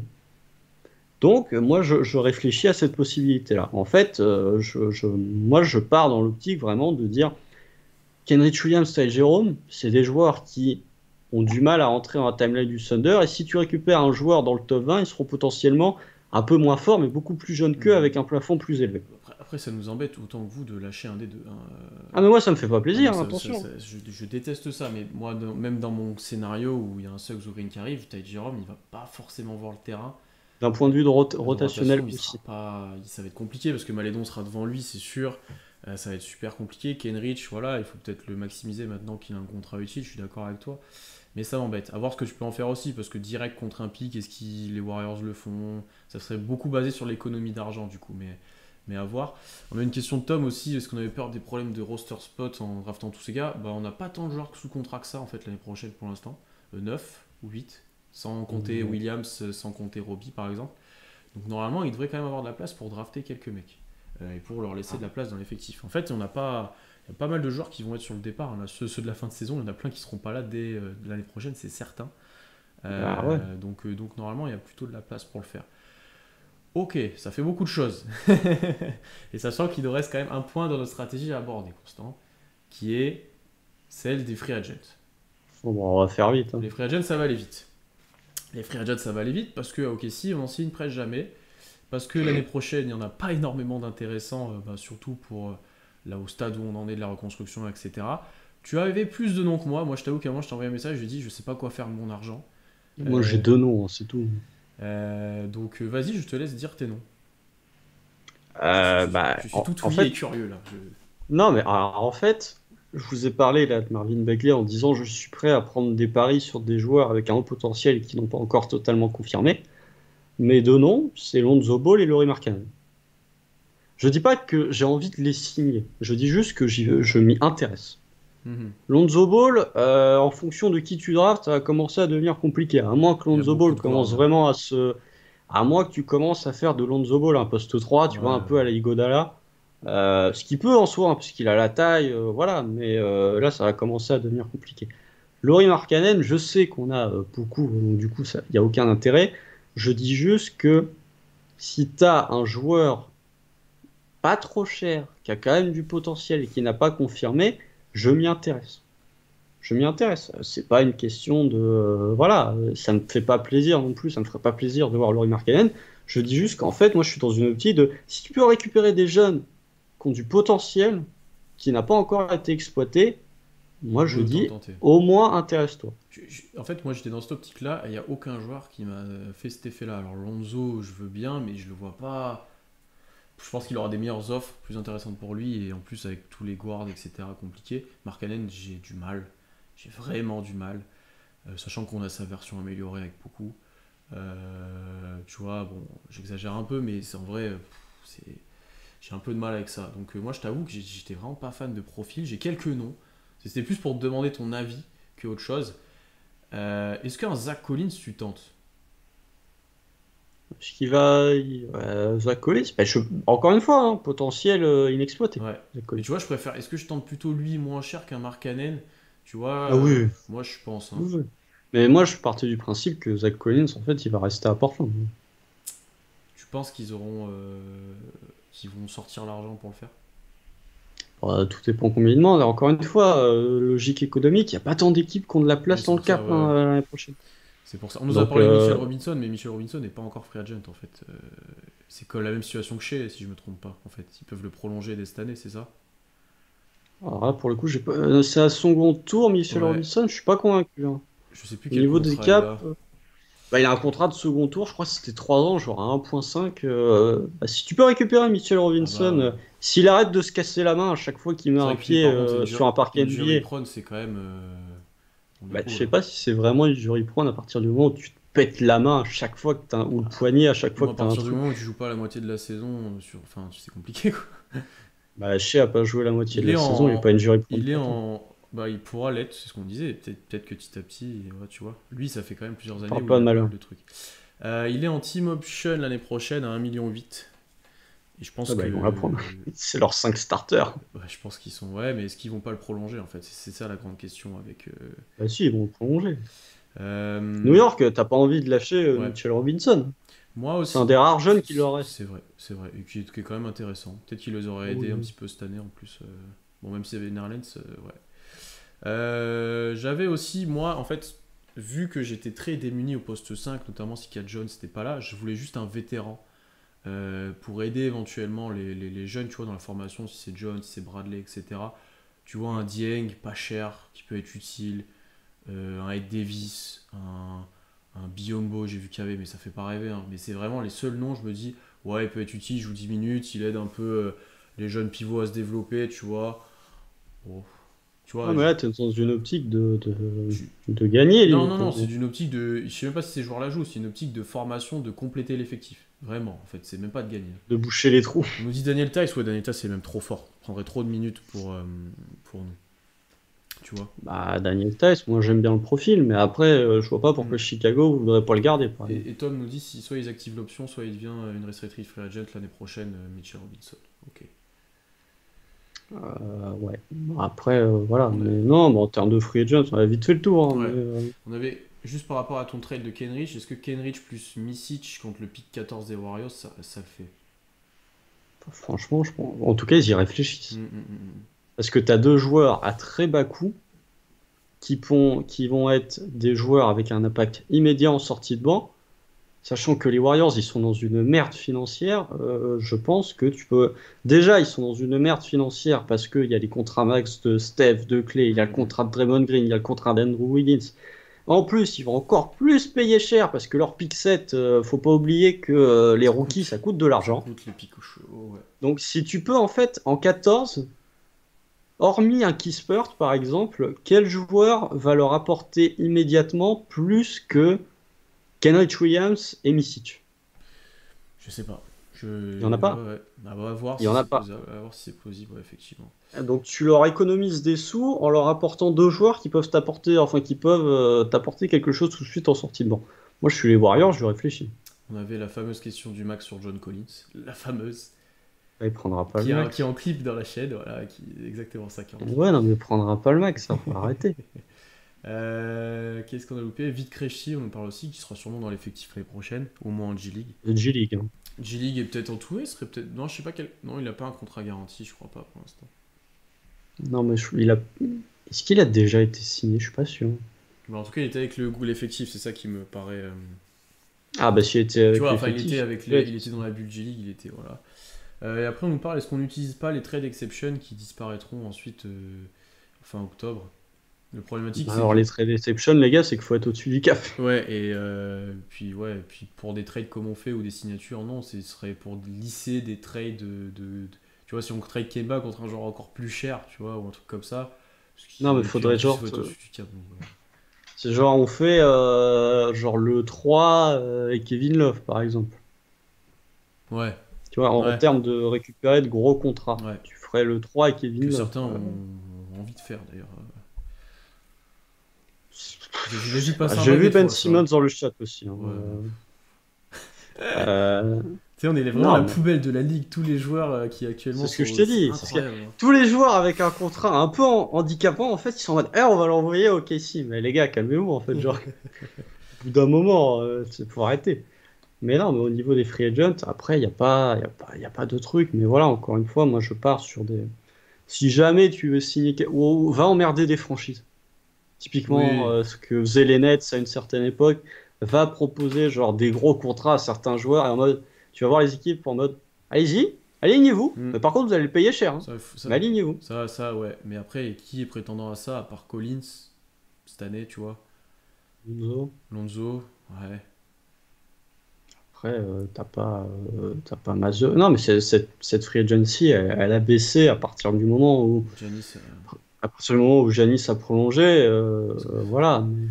ouais, Love, les gens sont pas si contre. On nous demande si on peut trade les trade exception contre. Nope. Nope, non, non. Parce que- non. Ça serait trop Ah, bien. t'imagines Ça le serait bordel trop bien. si ça serait incroyable. Il des 8, non, j'essaie de comprendre tout ce qui se dit. Est-ce que Le vous voyez deal prendre et des puis- gros contrats un peu toxiques pour des futurs assets? Oui, ça on peut. C'est ce qu'on fait un petit peu actuellement d'ailleurs. Hein. Est-ce que vous voyez Oui, qui? bah nous. Parce qu'on a déjà. Non, mais quel joueur, je veux dire, les gros contrats. Ah oui, c'est ça. Parce qu'on- Mais on l'a déjà fait ça Parce avec que- Horford, avec Kemba. Avec... Oui, mais justement, il reste plus grand Ouais, monde en reste plus grand stock en fait. Tom nous propose Bruce Brown, Duncan Robinson. Bruce Brown, je pense qu'il va être très recherché par des bonnes franchises, moi. Hein. vu ses Ah, mais playoffs. Bruce Brown, il est restricted, justement. Ouais, Ouais, Bruce Brown, tu ouais, peux venir faire chier les ouais. Nets Oh, en disant, en fait, on te propose genre 33 sur 3, démerde-toi avec ouais. ça. Duncan Robinson aussi, pourquoi pas? Moi, je serais très content de l'avoir. Ah, là, Non, mes sentiments. Là, on alors parle non. avec les sentiments, là. Alors non, alors en fait, je vois pas pourquoi Oui, tu peux mais parce récupérer que j'aime bien Duncan le joueur. Robinson Non, mais parce que j'aime quand bien tu le peux joueur. drafter Corey Oui, Kispert voilà, quand même. mais Hein. c'est parce que j'aime bien le joueur. Mais oui, mais ça peut être intéressant de faire ça, effectivement. Et pour les contrats toxiques, Bledsoe, Kevin Love, bah, Kevin Love, ouais, si c'est. On, on sent, On sent on le sent fan un des fan Pels, des Pels quand ouais, il nous Bledsoe. cite Eric Bledsoe. Tu veux pas nous On redonner vous... Steven Adams aussi, peut-être Non, non, ça va aller. Non, mais alors, Eric Bledsoe, en fait, il y a un problème au niveau. Là, pour le coup, il va y avoir un vrai problème au niveau des rotations, Ouais, au niveau des guards. C'est-à-dire que je veux bien qu'on ait joué à un line-up à 3 meneurs il y a 2 ans, on va pas ouais, c'est jouer à un chaud. line-up avec 5 guards. Oh, puis Bledsoe, il était pas bon. Oh là là. Ouais, il était dégueu. Mais c'est pour ça qu'ils nous le proposent, c'est parce qu'il était Ah pas ouais, bon. non. Ah, mais Voilà, ils sont bien, ils sont contents les Bucks avec Jrue à la c'est place ça. d'Eric Bledsoe. Wiggins, Siakam. Ah là. C'est pas des contrats toxiques. Enfin, Non, si, mais en c'est termes pour de en termes montant, mais en termes de de joueurs. proposer un contrat, je pense. Siakam, il a prolongé au max. Andrew Ouais, Wiggins, il a ouais, encore 3 années de contrat. Siakam, c'est pas un contrat toxique. Hein. Il a fait une mauvaise saison, certes, mais c'est pas parce que tu fais une oui. mauvaise saison Moi, que ça y est, t'es un joueur j'ai pas envie de dégueulasse. me retrouver avec Wiggins. C'est une situation où c'est quand même un joueur qui va aborder son prime. Et je pense qu'il a fait... Après, en plus, il a fait une bonne saison. Hein. Tu vois. Wiggins, il progresse bien à Golden State. Hein. Je pense qu'eux, ils ont pas envie de le bouger. Le dernier point avant de conclure cet épisode de notre stratégie, c'était juste dire un peu sur le terrain ce que tu veux faire, une mini preview. Je sais que ça t'inspirait moins peut-être, mais je vais commencer. En fait, moi, comme les gens l'ont compris, déjà, le Thunder va gagner des matchs l'année prochaine. Bah, comme on l'a dit, Mm. chez les jeunes qui progressent, on a un bon banc, vraiment. On aura un bon banc, je pense.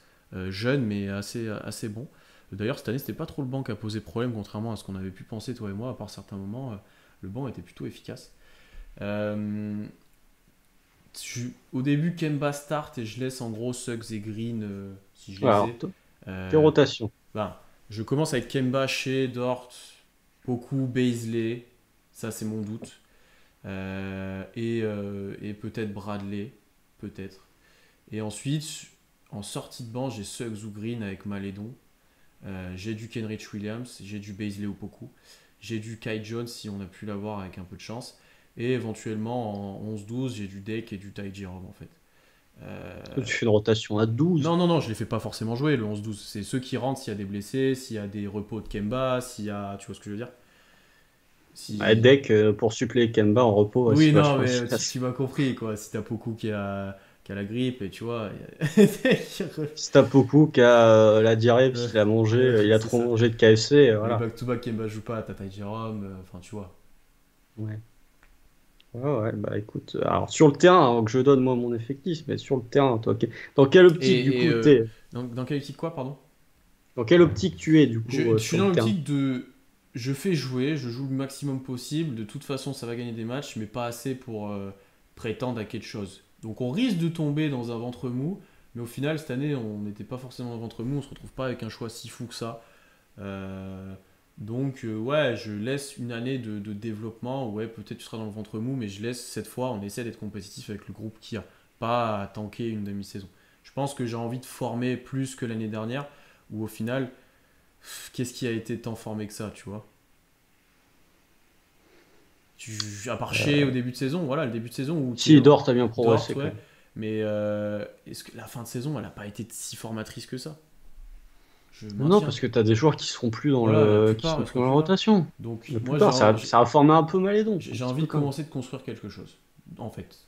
D'avoir une vraie base. Tu vois, t'as Shea, t'as peut-être ton 1B avec Suggs ou Green si on a pu les avoir. T'as du Kai Jones, beaucoup, Baisley, sur qui t'as des espoirs quand même. T'as du Dort, du Malédon, tu sais que ça sera des très très bons role-players, je pense. Voilà, tu vois. Oui, bah, ouais, ouais, moi Donc, je suis ouais, d'accord. tu finiras. Allez, si tout se passe très bien, tu seras peut-être pas si loin que ça du play-in, vu si ça reste en 10. Oui, ça reste pour le. Oui, oui, Ouais, ça ouais. reste son dit. Peut-être pas si loin que ça, mais je pense que tu y seras pas. Et tu seras peut-être 12-13 plutôt. Après, qui sera Oh, vraiment mauvais à stress, t'es l'ouest? vache. Pourquoi? Stress, oh, non. Stress si tu récupères Suggs avec une Oui, année c'est vrai. C'est supplémentaire. vrai, ouais, c'est vrai. Je suis Non, peut-être déconne pas. pessimiste. Mais après, je me dis qui sera vraiment mauvais à l'ouest. Oui, mais on se pose la question tous les ans, mais il y a toujours des Toujours des équipes qui mauvais. sont mauvaises à Ouais, l'ouest, mais hein. tu vois, les Rockets, ouais, ouais. S'ils seront vraiment meilleurs que nous, Non, je pense qu'ils seront plus nuls. Ou le même bah niveau, voilà. peut-être, je sais pas. Ça dépend qui Est-ce vous que donne. tu penses que les Kings, si ça trade Buddy Hield, etc., est-ce qu'ils seront vraiment meilleurs que nous? C'est ouais, dur à dire. Bah voilà, Non, je suis encore une d'accord fois, avec ça. toi. Je suis d'accord avec toi. Moi, je pars du concret, je pars de OKC. Quand tout le monde jouait l'année dernière, c'était 9e de la conférence. 9e, 10e Hmm. de la conférence Ouest, à la mi-saison. Donc, moi, je reste de ce principe-là que tu Je peux pense. pas. Et moi, je pense qu'on sera un tout petit peu plus bas parce que poste 5 tu seras faible euh, avec ma rotation. Et bien que tu aies du talent, tu vois, voilà. Donc, ouais. Bah, après, tu peux faire une Memphis, hein. Ouais, aussi. Une Memphis où c'est bien coaché, ça joue bien, les jeunes se développent bien, t'as un mal alpha. Alors après, Memphis, ils ont Jonas Valanciunas qui les aime bien. Mais une Memphis d'il y a 2 ans, genre où tu te bats, ou même une Suns il y a 2 ans, là, enfin de l'année dernière plutôt, où t'es 11e, mais par contre tu sens qu'il y a un petit potentiel. Ouais, Donc voilà. Après, alors, moi je vais vous donner du coup ma, vas-y. ma rotation. En fonction de mes cas de figure à la draft. Du coup, dans mes 3 cas de figure, il y a Kate Jones, donc ça résout le problème. C'est la Là, priorité. ça, ben, pour moi, c'est la priorité, il n'y a même pas de débat. Dans le cas où il y a un trade down, pour monter en 9-10, enfin pour descendre plutôt en 9-10, ma rotation, c'est Kemba, Shea, Dort, Poku que je mets titulaire en 4, Kate Jones, avec du Malédon en meneur backup, du Ouais, Moody, ouais, je prends du coup en 9-10, du Cameron Thomas, ouais. du Poku C'est jeune, hein. et du Kenry. Toi c'est jeune, hein. Ouah. Ah bah moi j'en ai rien à foutre, moi je suis full cap. Toi, tu gagneras peut-être moins Euh, de matchs que moi, je pense. possiblement. Avec potentiellement, du coup, si tu descends en 9, du Bagley qui peut aussi venir se faufiler par là. Si on récupère Suggs à la draft, par je ne sais quel Oula. miracle, Ouais. Kemba, chez Dort, Poku, Kay Jones, je garde le même 5. En fait, j'ai envie de te foutre Baisley sur le banc, hein, je vais pas vous le cacher. Avec du coup du Suggs en sortie de banc, du Malédon, je te fais une petite avec un trade potentiellement de Ty Jerome, avec du Suggs, du Malédon, du Jalen Johnson, du Kenrich et du Baisley. Voilà, t'as un vrai problème au poste 5 par contre, mais t'as Suggs et t'as Jalen Johnson qui quand même viendront boucher pas mal de trous. Et un qui est un poil plus fun, c'est si tu récupères le cousin, le pic des Le Pels et cousin. que tu arrives à récupérer Le cousin. le cousin, oui, le fameux. Et si tu arrives par exemple à un trade Kai Jerome, oui, bien évidemment, Ty Jerome et Kenrich Williams, tu fais un 5 Kemba, Shea, Poku, Kai Jones, avec un banc Malédon, Nickel Alexander Walker, le frère Wagner dont on n'a pas parlé mais qui a un profil qui serait très intéressant pour OKC, Kispert et Baisley. Alors là, je peux vous Oh. dire. On va pas gagner de match, hein. Ouais, Mais par contre, on va courir dans tous ouais, les le banc, sens. il. Ouais, défensivement. Ouais. Si, non, défensivement, Tu, déconne pas tu non drafterais plus. Chris Perth, quand même, d'accord. Oui, parce que en fait, je veux mes role-players. Ouais. Je veux mes Ouais. role-players. Je l'ai dit, on sera. Non, mais on sera. En vrai, le titre de ma stratégie, elle marche pas parce que avec ces effectifs-là, tu seras 11e. Mais il y a une différence entre être 11e en ayant des garanties sur des Kispers, sur des Jalen Johnson, sur des Franz Wagner, et être 11e en draftant Jonathan Kuminga où tu n'as aucune certitude sur le joueur au final. Hmm. Moi, vraiment, je suis dans une optique de tu finis 11e la saison prochaine, l'année d'après, tu fais 9e, et dans 2 ans, quand tu as une superstar qui commence à être pas content, type Zion Williamson, type Luka Doncic, Luka, hein, vous pouvez activer le compte à rebours, hein, dans 3 ans, il est plus à Dallas, hein, je vous le dis. Vous pouvez screener, etc. Vu la disaster class qu'a fait Dallas en l'espace de 3 semaines, hein, Mark Cuban, on ne te salue pas. Luka, il va avoir envie de partir parce que lui, il n'a pas le temps. Juste mon point, c'est si tu as Kispert en sortie de banc, si tu as potentiellement du Kate Jones, si tu as potentiellement du Marvin Bagley, si tu as du Dort, tu as tes role-players en fait, et tu as juste besoin de rajouter la superstar qui viendra ensuite te faire un effectif contender. Ça, si, tout se passe bien, ouais. Plus Tout se agressif, passe bien, moins hein. patient, moins construction et plus agressif. Donc, ouais. Moi, je suis plus dans une optique construction. Ouais, Ouais, bah après, si on se fait niquer à la loterie tous les, ouais, tous c'est les ans, la ça. construction, Tu hein. vois, même Presti, il dit que ça change pas grand-chose, etc. Mais même lui, il a dit qu'il fallait que ça passait par la draft, la reconstruction, etc. Et si tous les ans, tu finis loin, ça va être compliqué à force, quoi. Ça va être Bah ouais, compliqué. mais en fait, Je suis d'accord que la reconstruction, elle passe par la draft, mais en fait, je ne veux pas être uniquement dépendant de la Ouais, loterie. ouais. C'est tout, en fait. Je me dis que tu peux effectivement récupérer une star par la loterie, mais tu peux récupérer une star en étant compétitif, en fait. Si les Suns, l'année dernière, avaient terminé 14e de la conférence Ouest, Chris Paul, il n'aurait jamais voulu aller à Phoenix. Hmm. Chris Paul, il n'aurait jamais voulu être envoyé à Phoenix. Si tu fais potentiellement une Memphis, ce que j'appelle une Memphis, c'est tu as des jeunes qui sont extrêmement talentueux, qui progressent d'année en année. L'année dernière, tu étais en play-in, cette année, tu étais en play-off. Et ben, au final, tu vas te rendre peut-être plus attractif que si si tu étais en train de prier à chaque fin de mois de juin en disant pitié pourvu que la loterie soit Hmm. sympa avec nous. Ouais, moi je sais même pas si j'essaie de me rendre attractif en fait, tu vois. Parce que je sais, c'est une cause perdue pour moi, j'ai presque l'impression, tu vois. Ça dépend, ça dépend. Ça dépend. Les équipes qui sont fun et on the rise, tu peux, hein.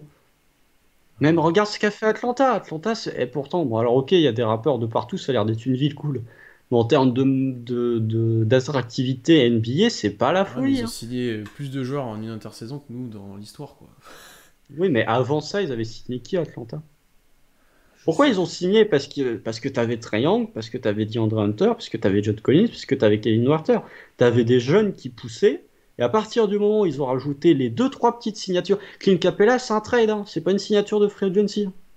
Donc la seule grosse signature en free agent qu'ils ont eue, c'est Bogdan Bogdanovic. Bogda, t'as du Rondo, t'as eu du Dunn cette année, bon, qui a pas. Rondo, il a été tradé. Ah oui, c'est Il est vrai, je te pas. dis une bêtise en plus, il a été tradé, excuse-moi. Donc voilà, les deux seuls joueurs qui ont été signés à la free agency et qui sont dans l'effectif là, des Hawks finalistes de conférence, c'est Bogdan Bogdanovic et Danilo Gallinari. Bah, Capella, ça a été un trade, ouais, hein. mais les deux, Donc ils viennent. Les deux, Atlanta, jamais tu les as au Kessie, hein. bah Gallinari, tu l'as vu. Donc Ouais, mais un trade. oui, mais toujours est-il que t'es pas sûr de les avoir en étant attractif, mais par contre, t'es certain de pas les avoir si t'es Oui, mauvais. c'est vrai. Ça, Donc voilà. c'est pas faux. Euh, on nous a posé quelques questions sur certains profils. Sharif Cooper, Davion Mitchell, je suis moins fan. Moi, Je- j'aime bien je- Davion Mitchell, le problème, c'est qu'il a un poil vieux, là, pour le coup. Ouais, et puis je me souviens plus, je sais pas si je me trompe, mais plutôt petit, physiquement c'est compliqué, non? Non, ça va. Je me souviens Non, ouais, plus, plus, il y peut-être a que je plus, me il y a trompe, plus. hein. Si, mais Parce qu'on en a vu il y a- tellement récemment là que je vous avoue qu'il y en a sur certains, je me trompe en termes. Non, mais Davion Mitchell, il y a des questionnements sur son côté rôle en Hmm. NBA défensivement. Ouais, Euh, un 83, ça m'embête un peu. ouais, C'est mais ma, après, c'est ma taille, quoi. Je me dis, non, je me fais défoncer, ouais. après c'est pas le même physique non Oui, plus. non, Mais heureusement, je fais pas un moi, 95 envergure quand même. Mais non, mais tu vois, c'est j'ai le un peu de mal côté. avec ça. Et surtout, un autre meneur avec un. En fait, à part si c'est un meneur star, enfin, avec tout ce qu'on a dans l'effectif, enfin, là, l'année prochaine, si tu le draftes lui, c'est-à-dire qu'il joue devant Malédon, il joue devant Kemba, il joue devant. Enfin, c'est super chaud, Mais quoi. qui Davion Mitchell? Ouais. Sachant qu'il est Non, il plus joue vieux pas que devant Malédon en Kemba. plus, tu vois, je vois pas le. Non, mais tu fais une rotation. Bah, après, il fait un 83, c'est le problème. Mais Bah oui. tu vois un Cameron Thomas, par exemple, il peut jouer. Je le vois, Défensivement, ça va être compliqué, je, mais il peut jouer de deux. je le vois plus dans Cameron Thomas en sort. Oui, je le vois plus avoir un rôle, ou même à côté de Shea, où Shea joue un et lui, voilà, il bénéficie des espaces pour shooter. Je peux plus concevoir ça que un Davion Mitchell. Sharif Cooper, pareil, pas très grand, voilà, c'est. Il a le même âge que Malédon, quoi. À part, Ouais, franchement, à part une superstar, je ne nous vois pas prendre un guard. Alors, je sais qu'il faut pas drafter au poste, mais j'ai pas l'impression qu'on va le faire. bah, Kemba casse les couilles, hein, C'est très ça, honnêtement. honnêtement, le truc de Kemba, ouais, ça fait un. Le truc de Kemba, il casse les couilles, hein. Mais après, je sais pas, drafter un guard, il y a guard et guard. Treman, c'est un poste 1, mais par contre, si tu prends, je sais pas, Cameron Thomas, il est un peu petit pour jouer 2-3. Si tu prends un Moody, c'est un Ah non, swingman, c'est un Moody c'est 2-3. bien, Moody ça me va. Donc, Moody c'est tu pas le peux même partir dans une profil. situation où... Non, mais c'est des joueurs, là, on parle de la draft, donc voilà. Mais c'est des joueurs, genre, moi, je vois pas, en fait, avec ce que Shea a montré au poste 1 cette saison, je trouve pas ça déconnant. Genre, les soirs où Kemba joue pas, si jamais il est tradé ou ne sais-je, je trouve pas ça déconnant d'avoir des soirs où t'as un espèce de backcourt avec Shea qui est poste 1, qui crée un petit peu pour les autres, avec un Cameron Thomas ou un Oui, Moses Moody que t'envoie en mode ça je suis full d'accord. scoring pour lui-même. Ça, je suis d'accord. Avec Shea qui joue qu'à tous les ballons, ça je suis d'accord. Je préfère ça Et que je, de drafter un guard qui doit jouer balle en main, etc., un autre vrai meneur, quoi. Ça m'embête plus. Tu vois, Bah, après, ça dépend, tu vois. C'est encore Kemba, mais les soirs où Kemba joue pas, je trouve pas ça déconnant d'avoir là pour le coup, allez, un Treman par exemple, même s'il est un peu bas, un Treman qui joue genre balle en main et qui crée pour les autres, avec un Shea qui est plus dans un registre Ouais, scoring. mais c'est les matchs où Kemba joue pas et t'as quand même Malédon et Jérôme en sortie de banc. Ah bah ça c'est le problème, mais en même temps, on va pas drafter juste pour drafter en se disant, moi en fait j'ai pas envie qu'on ne draft pas des joueurs en se disant ah oui il y a machin à ce poste-là, Non, il y non, a mais ça, je suis machin à ce d'accord. poste-là. Je suis d'accord. En fait, je me disais juste que j'ai du mal à avoir un guard juste parce que t'as une. Pour le coup, là, il y a un vrai embouteillage plus qu'au poste 4 où on vend ça. Euh, j'ai plus l'impression que c'est pas en termes de j'ai pas envie de l'avoir, c'est en termes de comment on va réussir à le faire jouer pour le développer. Il va falloir que tu fasses des sacrifices dès maintenant et je pense pas que tu as envie de sacrifier Malédon, Kemba tu pourras pas. Donc c'est Ty Jerome quoi, mais t'as déjà quand même beaucoup de meneurs. Mais ouais, mais dans ce cas-là, tu fais Scotty Barnes en 6, Kate Jones en 16, Jay Jackson en 18 et Ouais, JT Thor en 34. mais là, que des grands. Non, Bah je te dis non, pas mais de prendre que des grands non plus parce que je veux Suggs ou Green, mais eux, tu sais que de toute façon ils vont jouer, tu vois, t'as pas de doute. oui, mais Suggs ou Green, bonne chance hein, pour les récupérer, hein, très honnêtement. Ouais. Moi, je suis pas, voilà. Ouais, je pense que ça va être dur. Voilà, après, Je suis pas sûr eh, qu'on y arrive. Malédon, avec tout ce qu'on dit de bien sur lui, calmez-vous, hein, c'est pas un meneur All-Star sur sa saison rookie, il a pas prouvé que c'est un meneur All-Star. C'est un role-player, hein, mais un role-player, un bon role-player, hein, sorti de banc 25 minutes. Mais c'est pas non plus. Enfin, si j'ai un joueur, si j'ai par exemple ouais, allez, je ne sais pas moi, si j'ai un Moody, même si c'est pas le même poste, un Moody ou un Booknight. Vas-y, moi, j'ai aucun problème à le faire passer devant Malédon dans la rotation, hein. Ouais. C'est Kemba qui fait chier, mais ça me dérange pas de rajouter un jeune qui potentiellement, je mettrais moins de minutes à Kemba, je m'en fous, mais moi, d'un point de vue purement Malédon, Ah, ça mais me dérange pas de faire passer quelqu'un devant oui, lui. mais là, moi je te parle d'un autre vrai guard. Je parle pas d'un autre joueur. Je veux dire, Mitchell devant Malédon, je suis pas sûr que. On déconne pas quand même. Ouais, ça se défend vraiment, hein. On déconne pas, Ah il est non, quand même meilleur. ah, tu sais Déjà pas, parce tu sais pas. qu'il est plus vieux. Oui, bah, il est plus Non vieux. mais David Mitchell, il peut scorer à 3 niveaux. À quel moment Malédon peut scorer à un niveau déjà? Ah, ça aussi, clippez-le des fois que ça. Non, mais il a une bonne marche, comme vous dans le chat, effectivement. Mais est-ce que sa marge, elle est vraiment incroyable au point de se dire, je vais pas prendre machin parce qu'il va potentiellement me piquer des mutes à Malédon? Non. Non, je te dis pas Alors, ça, mais je te dis que là, pour le coup, pour trouver du temps de jeu à tout le monde, si c'est des mecs pas très polyvalents, c'est ça qui est compliqué. bah, t'envoies Kemba. Ouais, je te dis, le problème il vient d'une personne. Quel problème, il vient de Kemba Walker. En fait, au bout d'un moment, genre, t'envoies Kemba et tu récupères, je sais pas, Kevin Love, je m'en fous, mais C'est vrai que tu niveau poste, en fait, c'est plus arrangeant. C'était juste ça qui allait bien avec Orford. Bah, Horford, ouais, il comblait des trous, donc. Oui, mais Constant, il aime bien tacler Malédon, c'est son grand sport. Mais c'est pas mon grand sport, c'est Parce juste. qu'il sait qu'on l'aura pas en podcast, du coup, il se permet. Mais non, mais alors déjà, à partir du moment où vous m'entendrez dire du bien de quelqu'un juste qu'on potentiellement on peut l'avoir en Non, mais podcast, c'est le moment du où je coup, il parlerai a plus, même plus de déjà. limite.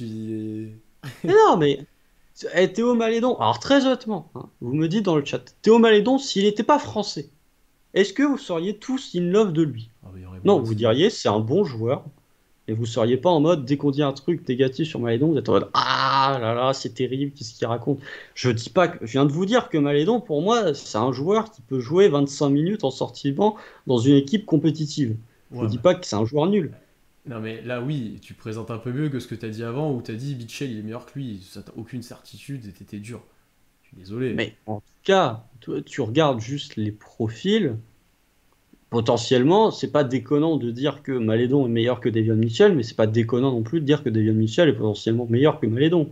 Bah, ça dépend ce que C'est pas parce t'attends. qu'ils ont pas foutu le pied en NBA qu'ils sont genre Kate Cunningham, il a pas foutu les pieds en NBA, mais je pense Oui. que on peut raisonnablement dire qu'il est meilleur que Théo Malédon. Keon Johnson, il a pas mis un pied en NBA, mais je pense que vous pouvez raisonnablement dire qu'il est meilleur que Malédon aussi. Ouais. J'ai vu une rumeur Miles Turner, Kellan Martin contre Malédon, Robbie, pick 18 et First 2023. Qu'est-ce Moi, que. j'aime bien Maester. Ah oui, non, mais ça j'aime bien, mais le trade n'a aucun sens. Kylian Martin, je ne sais même pas qui c'est. Le trade n'a aucun sens. Bah, à moins que les Pacers aient vraiment envie de se mettre en mode full rebuild. Ouais, mais je Bah, vois pas le. J'ai pas vu passer ça en plus. Donc, ouais, Miles donc Turner, voilà. j'aime bien, hein, mais Moi, j'aime bien tout le Miles monde aime bien Turner. Miles Turner maintenant, vu la saison qu'il a fait, je crois. Ah Tout le bah monde aimerait ça, bien l'avoir. Demande aux fans de Boston, vu le demande. Ouais. contrat. Mais non, mais par contre, Davion Mitchell n'est pas un second tour, hein. Non, ou peut-être qu'il parlait de Malédon pour le coup dans Hmm. le chat. Mais Kate, c'est Davion un Mitchell, ça top peut partir combien très en, vite. en D1 et en NBA? C'est dur ça, hein? Non, alors là, pour le coup, Ouais, c'est trop dur.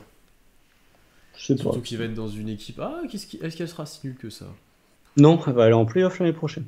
Elle sera Elle pas ira si en nulle que playoff? ça, elle sera pas si nulle que ça. Non? Ah Mm, bah mm, mm, non. mm, mm, mm. Donc ouais, il aura peut-être, il sera déjà peut-être haut dans le classement, effectivement. Effectivement. Alors, en tout cas, il peut être genre All-Star, Rapidement. surtout à l'Est, il peut être All-Star, genre un rookie. Hein. Suffit que l'autre il commence à performer et que Enfin, un peu comme les Luca, Pistons quoi. soient bien placés. Un peu Luka, comme. il est pas All-Star la première année, par Oui, contre. mais Hein. dans le profil le profil, ouais. C'est couillu Ouais, Détroit non, en c'est vrai, playoff mais l'an prochain. c'est. Faut voir un peu ce Jeremy qui se Grant, passe. Kate Cunningham, Stewart, Sadiq Sadiq B. Bey, Isaiah Stewart, Bon, Kylian Hayes euh, qui va peut-être jouer un jour. conférence Est. Pas oublier la conférence Est. Bon, Ouais. Les Knicks étaient bien en playoff cette année, hein. de quoi? Les Knicks étaient bien en playoff cette année et personne les mettait, hein. Bah ouais, donc Typiquement. voilà. Il est 18h, on va passer en mode Euro de foot, donc on va vous laisser là. Merci à tous. Ah oui, Amidou, t'as même pas cité Amidou. Ouais, je suis obligé de m'arrêter là. Il y a Amidou peut-être l'année prochaine. Qui est free agent, Amidou, tu veux pas le re-signer? Les free agent. Tu veux pas le re-signer? Non, non, non, non, non, non, non. C'est pas très léger pour la conférence Est, Valentin. Ouais. Suffit que ça commence Puis, à matcher au niveau de grande Kate. sortie de Team USA en plus, peut-être qu'il va encore plus exploser. Grant, candidat MIP déjà l'année dernière, si vous avez Jeremy Grant qui commence à continuer à tourner à 22-23 points de moyenne, Sadiq Bey qui est en 14 points à 40% au tir, ou même à 38% à 3 points avec Kate Cunningham qui commence à enchaîner des passes et qui tourne à 20 points de moyenne, je vous dis pas qu'ils vont aller au playoff, assurément, je vous le garantis pas. Je dis juste que dans une conférence S qui est quand même là où on récompense la médiocrité, ils seront peut-être même pour le play-in. En tout cas, ils seront au moins pour le play-in, Ouais. si c'est bien coaché. À voir comment ça évolue un peu tout, mais ils seront peut-être pas si nuls que ça, on va dire. Non. Parce que Cade peut faire mal. Non. Voilà, merci à tous d'être venus pour ce live post-loterie, post-déprime, j'ai envie de dire. On a essayé de remettre un peu les choses en place, on vous a livré nos stratégies. Je crois que le sondage que j'avais mis en place n'a pas marché, il faut peut-être les mettre en place Non. en début de live. C'est pas très grave. J'espère qu'on vous a convaincu, soit Constant, soit moi, qu'on vous a donné des petites idées, à vous aussi de mettre en place vos petites stratégies, des choses que vous aimerez. N'hésitez pas à interagir avec nous sur Twitter, là-dessus, sur YouTube, partout. Abonnez-vous partout à notre compte. Comme je l'ai dit, YouTube, Twitter, toutes les plateformes d'écoute, à noter 5 étoiles sur Apple Podcast notamment. Et on se retrouve très rapidement pour beaucoup de contenu draft notamment. Ça va arriver très vite maintenant parce que la course a commencé maintenant. La course a commencé, on sait que vous attendez le scouting. On est dans une galère. Alan est très demandé, mais il va se libérer pour nous, ça je m'en fais pas du tout. On a 35 joueurs à regarder, là je vous jure, c'est une galère. Il y a un nombre de joueurs Ouais. qu'on doit surveiller. Je vous avoue que moi je vais potentiellement commander des tonnes et des tonnes de Red Bull pour tenir éveillé la nuit pour regarder les joueurs parce que ça va être impossible. On est de plus en plus nombreux en plus, donc ça fait plaisir. Donc n'hésitez pas à parler de ça autour de vous. Et puis voilà, la communauté grandit, donc on se retrouve très très vite dès la semaine prochaine pour un podcast. Et salut, bonne soirée. Salut!